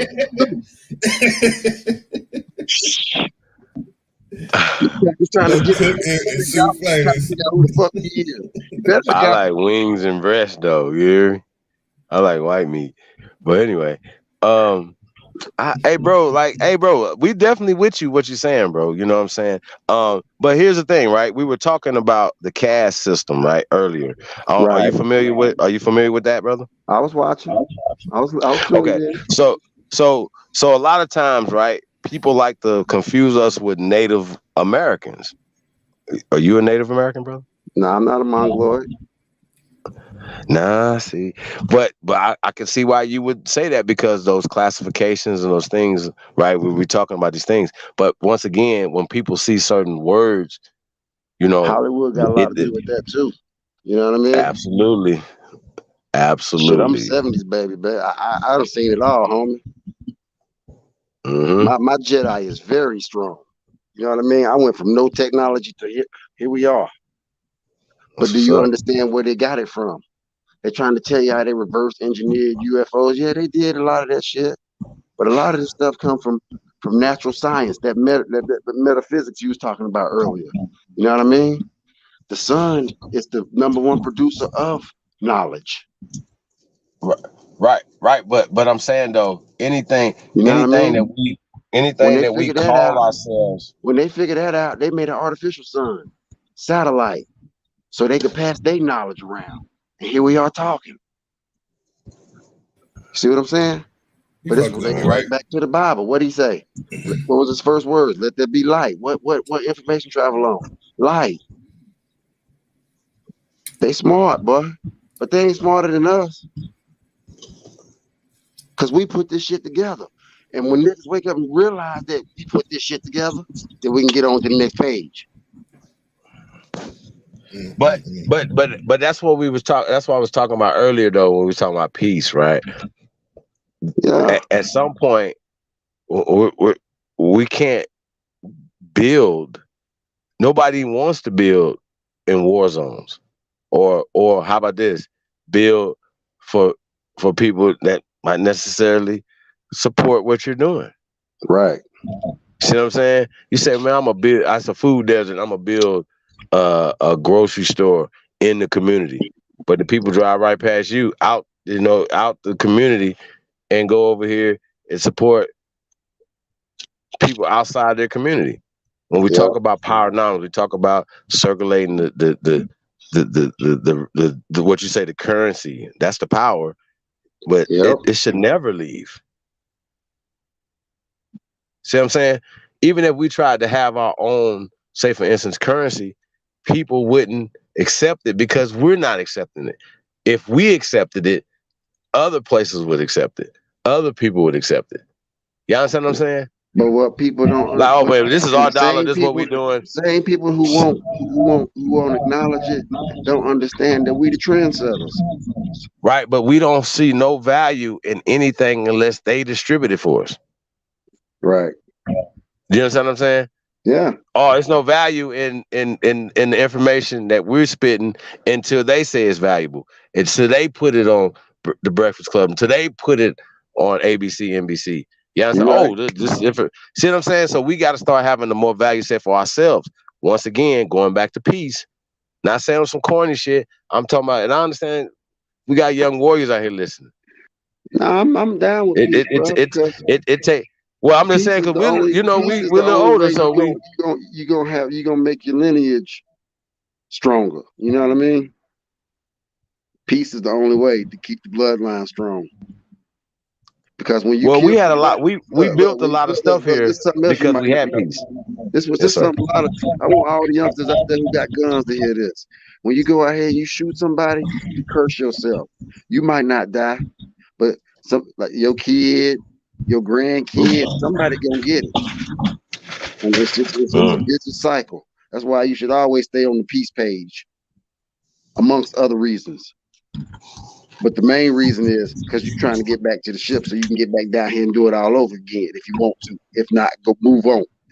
NASA done already told us They done found 10 million suns. So what's that mean? There's 10 million Earths out there. Whoa. So you believe that there's gonna be some ships? Do you not? You don't recite the Lord's Prayer before you go to bed at night? What you think thy kingdom come is, nothing? Yeah, no, I don't, brother. I don't recite that. Okay. Do you talk to him? Do you talk to the Most High? All the time. Okay. Well, as long as you're talking to him, you good. Yep, that means your Wi-Fi on. But in the Lord's Prayer, our Father, which art in heaven, thy kingdom come. That's a 63-foot ship. Thy kingdom come. Is this a part of the 144,000? The whole planet gonna be able to see him. Is this a part of the 144,000 though? Souls? Yeah. Okay, cool. All right, because now you at the Bible thing. Okay, I got you. I ain't gonna lie though. Hey man, when that thing comes, you niggas that don't believe in that shit, y'all gonna be like, man, I wish I would have believed. What you mean? What I'm saying? Hey, look, they still ain't. Look, ain't There's a lot of us don't believe nothing, bro. Yet. Like I don't believe shit, huh? Yeah, them the ones. Look, the people who don't believe shit, them the ones. You gonna be look. You gonna be down here in the spirit form. You gonna be running around, waking up, doing everything you've been doing, but you ain't gonna be able to touch nothing. You gonna be like, damn, why I keep waking up doing it? You seen the Sixth Sense? I ain't got to explain it to you, bro. Interesting. Why you think Hollywood's part in this is? Shit, they give you all the info. You just got to be the one to decipher it out. It's in your DNA, homie. Hey Frank, though, you gotta show me this slavery though. Okay, you got to show me that, bro, because I don't believe that either. I got no. It's on the hard drive. A deed though is not slavery, brother. I'm just saying. I understand what you're saying, but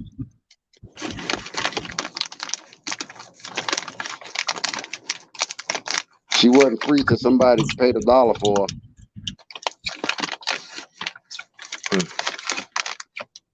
So you can call it what you want to call it. And they was lynching niggas down here.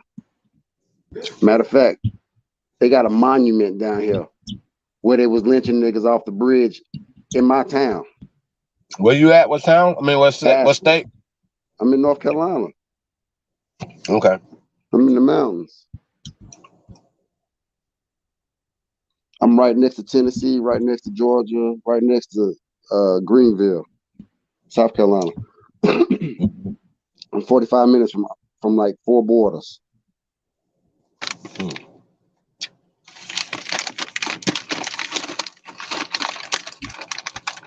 The feds own all the parkway. That was all ours. That's environmental. But I do see. I can agree with you on the language thing a little bit, but a lot of the people who had a lot of land didn't speak English, and that's how they was losing their shit, because they was getting them liquor and guns and getting them drunk and making them put an X on a piece of paper as they John Hancock sounding over all their fucking land.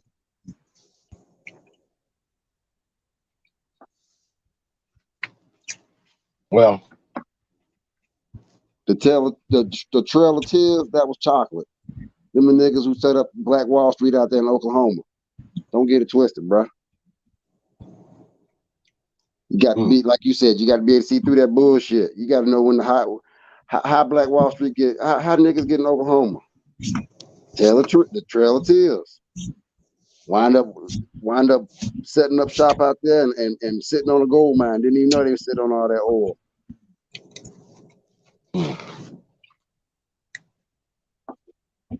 See, my peeps old. I can tell you facts. Y'all trying to dig through shit that you don't know nothing about. Cause there is a whole lot of wordplay in this shit. But a lot of this shit is straight facts. They was hanging there. Period. If you looked at a cracker, they was trying to hang your ass by sundown.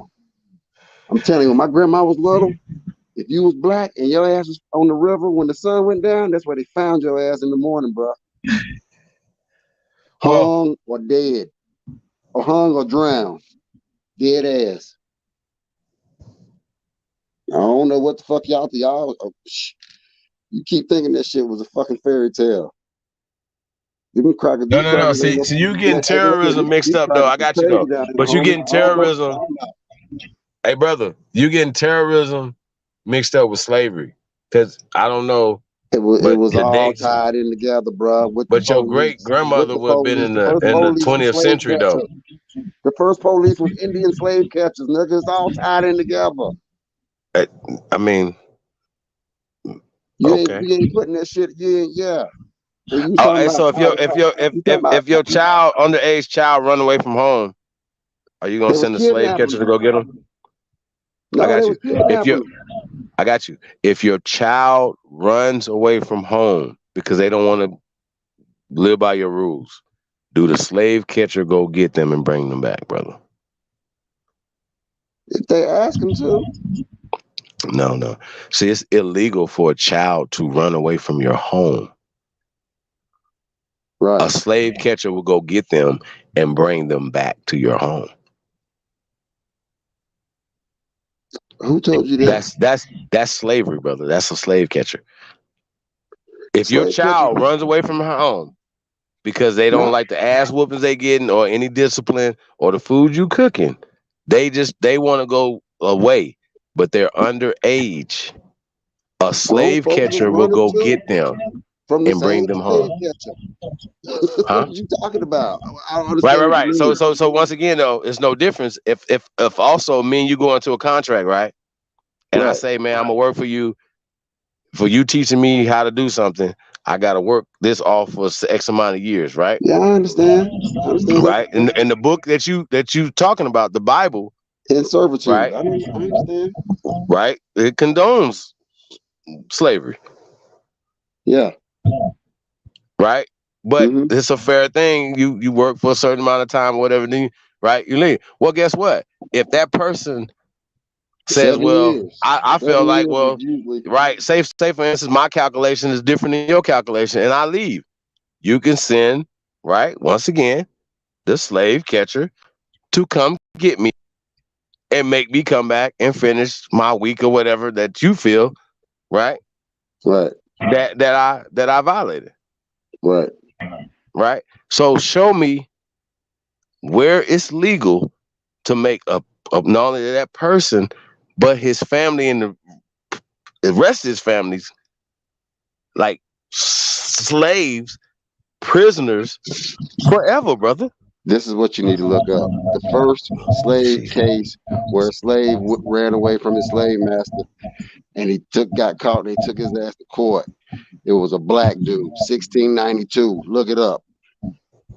Black dude took his slave to court for trying to run on him. Yeah, I know about that fake story. Bro, Anthony Johnson died. I got you.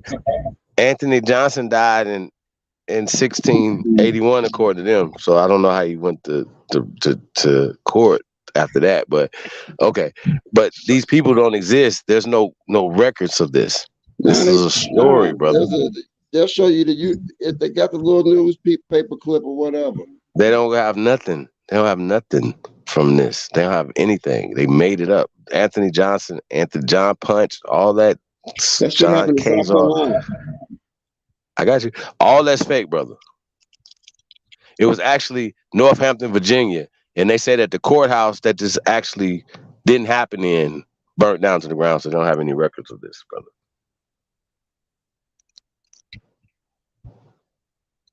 Like, hey, bro, I'm super versed in this. I told y'all, bro, I don't have no books. I'm sitting in the car. I'm not Googling shit.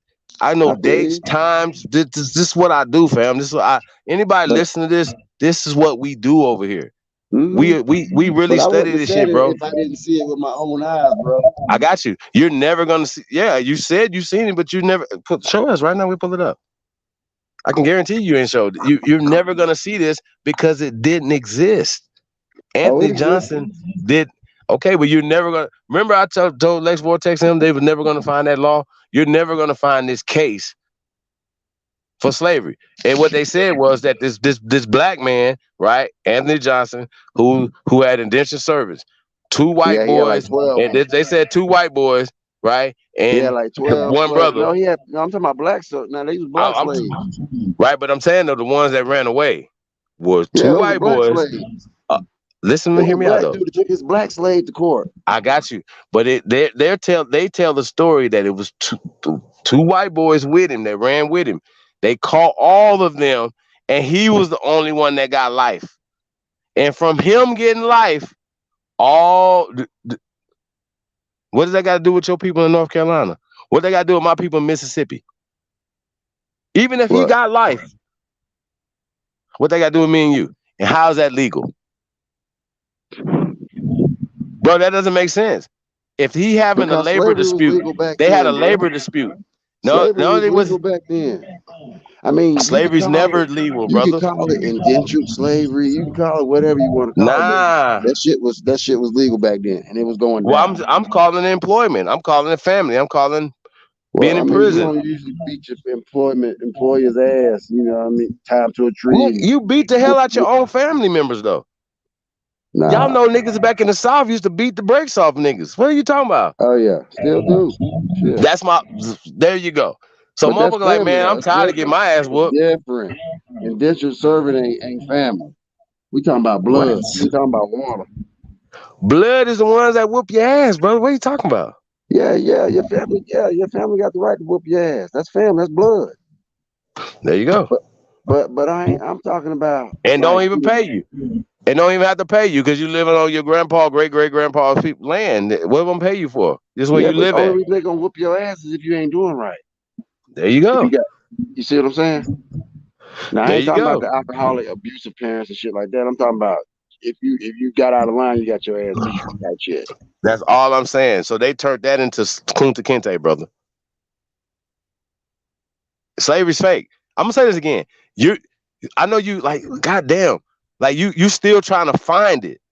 Nah, I ain't trying to find it. How about this right here? Can you give me a non-fictional slavery book? I got you. Can you give me back in the day? See, back in the 70s and early 80s, they show shit on TV. They don't show now. A lot of shit like they don't even show now. Nah, like old slave shit. No, like old shit, bro. Like shit you like Time Life shit. Time Life used to have like an hour long episode every Saturday or something or whatever. It was like National Geographic, but it'd be all kind of crazy shit, bro. And shit you can't even find. Them the vaults that you need to be looking for. Them Time Life vaults. Because I'm telling you. You know what I mean? Next you be saying the Holocaust was fake and shit. But I'm trying to tell you some real shit, homie. Bro, you gonna get me fucked up. No, I'm just trying to tell you. Time out. Woosah. Slavery. Shit. Ooh. I gotta walk it off, yeah.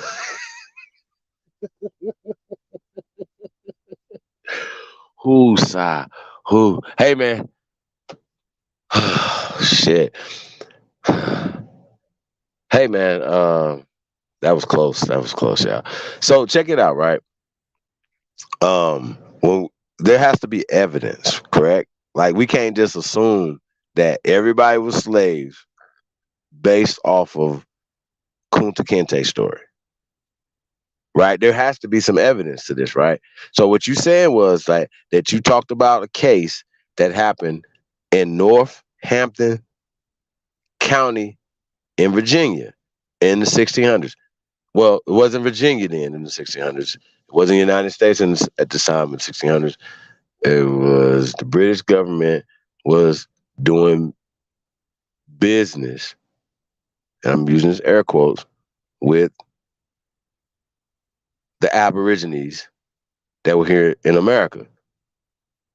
The Tuscarora, the Oneida, the Mohawk, the Shinnecock, so on and so forth, right? So they were doing commerce with them.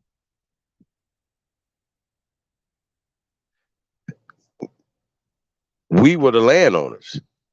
So when they're telling their story as if this happened to all of us, you have to be able to provide the source for this, brother.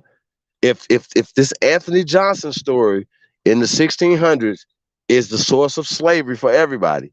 You have to be able to provide the documentation that makes this make sense. Show us how this makes sense anywhere in the world, brother. You have to be able to provide this. And when it said something about somebody, you said a deed and somebody was being sold for $1, like yeah, I would really like to see that, man. I really would. Like, it just doesn't make any sense. It really doesn't. Like, $1? I mean, I don't know, yeah. What y'all think?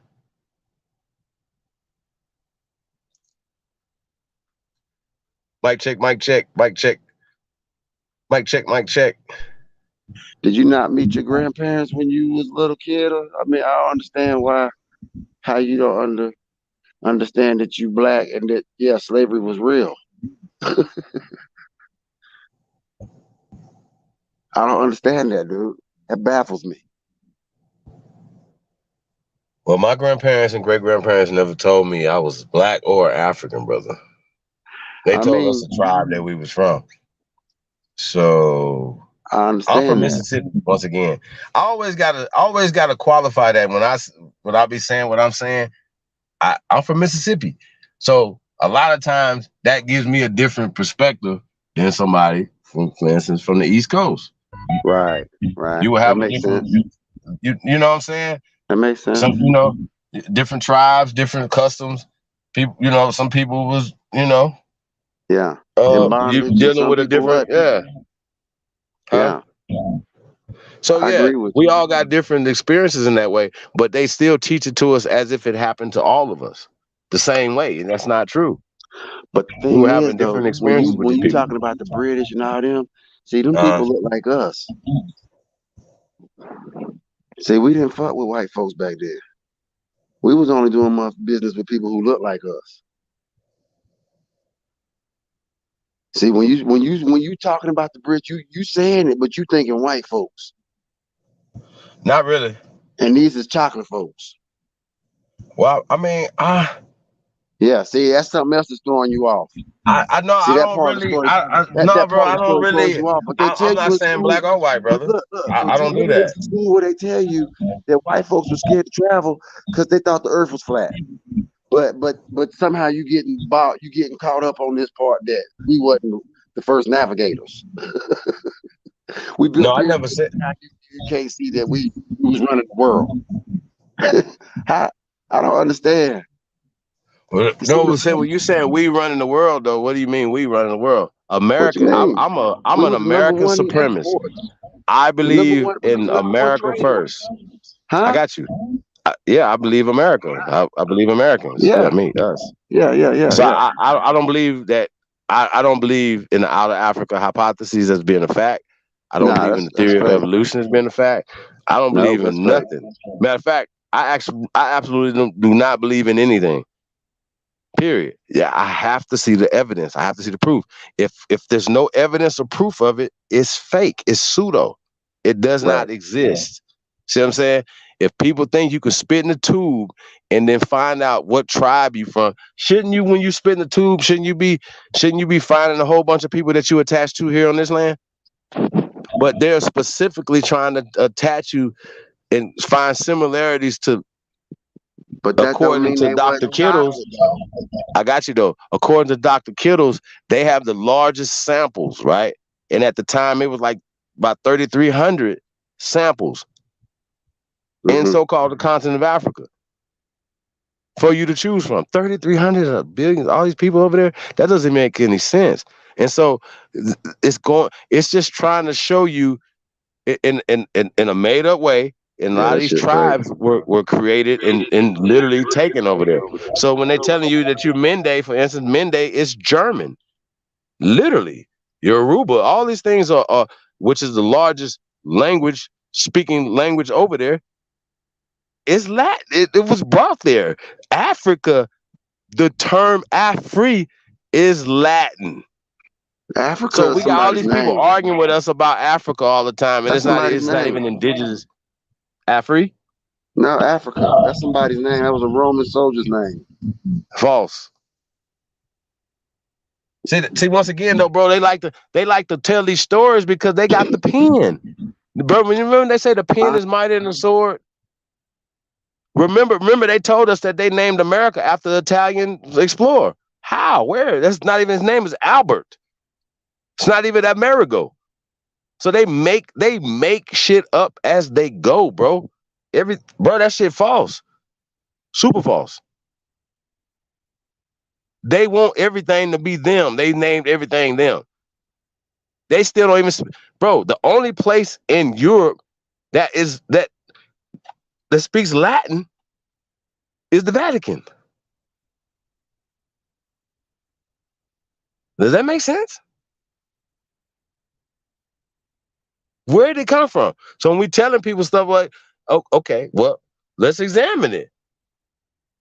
Where's all the stuff at? Where's the food at? Where's this at? Where are the trees to create the boats? Stuff like that. People just say stuff like, yo, they didn't have the resources to do it over here, or over there, rather. So how did they come up with this story? Oh, they came to America with the plans and did it when they got here. Really? No, this is crazy. It's retarded. But this is what they're doing, though. This is what they're doing to us. So, yeah, man, we about to get up out of here, y'all. Peace to everybody, man. Tapped in, man. Hey, man, August 15th, man. Y'all be there, be square, man. Be on the lookout for that. Y'all gonna see the promotion on that, man. Tap in.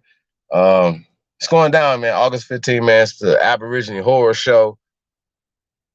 It's gonna be the massacre of the American indoctrination system, y'all. So be on the lookout for that, man. We're gonna tear this shit down once and for all. Hey, man, you got anything you want to say before we get out of here, bro? Yeah, peace to all my Aboriginal brothers and sisters of the feather. You know, even our ones who are ready for the mothership to come take them on. You know what I'm saying? You know, behind the sky there. It's all good. It's all love. You know, we're here to build with everyone that's like-minded in the most important ways, you know. But man, I enjoyed this. Good brother Chief Holiday. Yes, sir. And our brother we had on, and our brother Truth on earlier. Yes, sir. It's the truth. Peace of the brother just left too, man. Shout out to everybody, man, tuned in. We definitely appreciate it, man. August 15th, man. Y'all be there, be square, man. Sunday, August 15th, man. Builders only, man. It's about building, y'all. So everything that we doing, we're gonna be breaking it down a little bit more, man. And you know, we probably drop a couple little things, man, before that. Got a couple shows we want to get out, man. So y'all be on the lookout for that, man. We definitely appreciate it. And a few other things going on. Like I said, we're gonna be dropping it. So peace and love to everybody.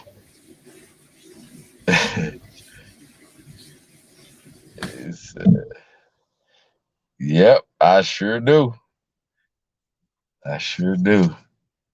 So yeah, man. So shout out to everybody. I see Mr. Darkfly brother in the building. Definitely appreciate y'all, man. Hardline boss in the building. Peace to the guys, man. Solar Mean, peace Empress. I am you. Make sure I got everybody, man. Peace to the guys, man. Shout out to everybody.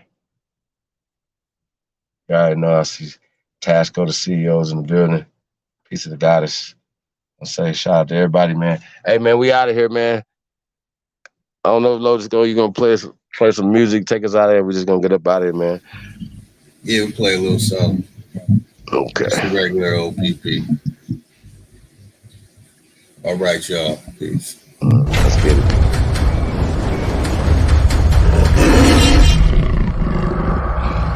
OPP, no PPP. Ho see me, she key. All eyes on me, bitch. GTV.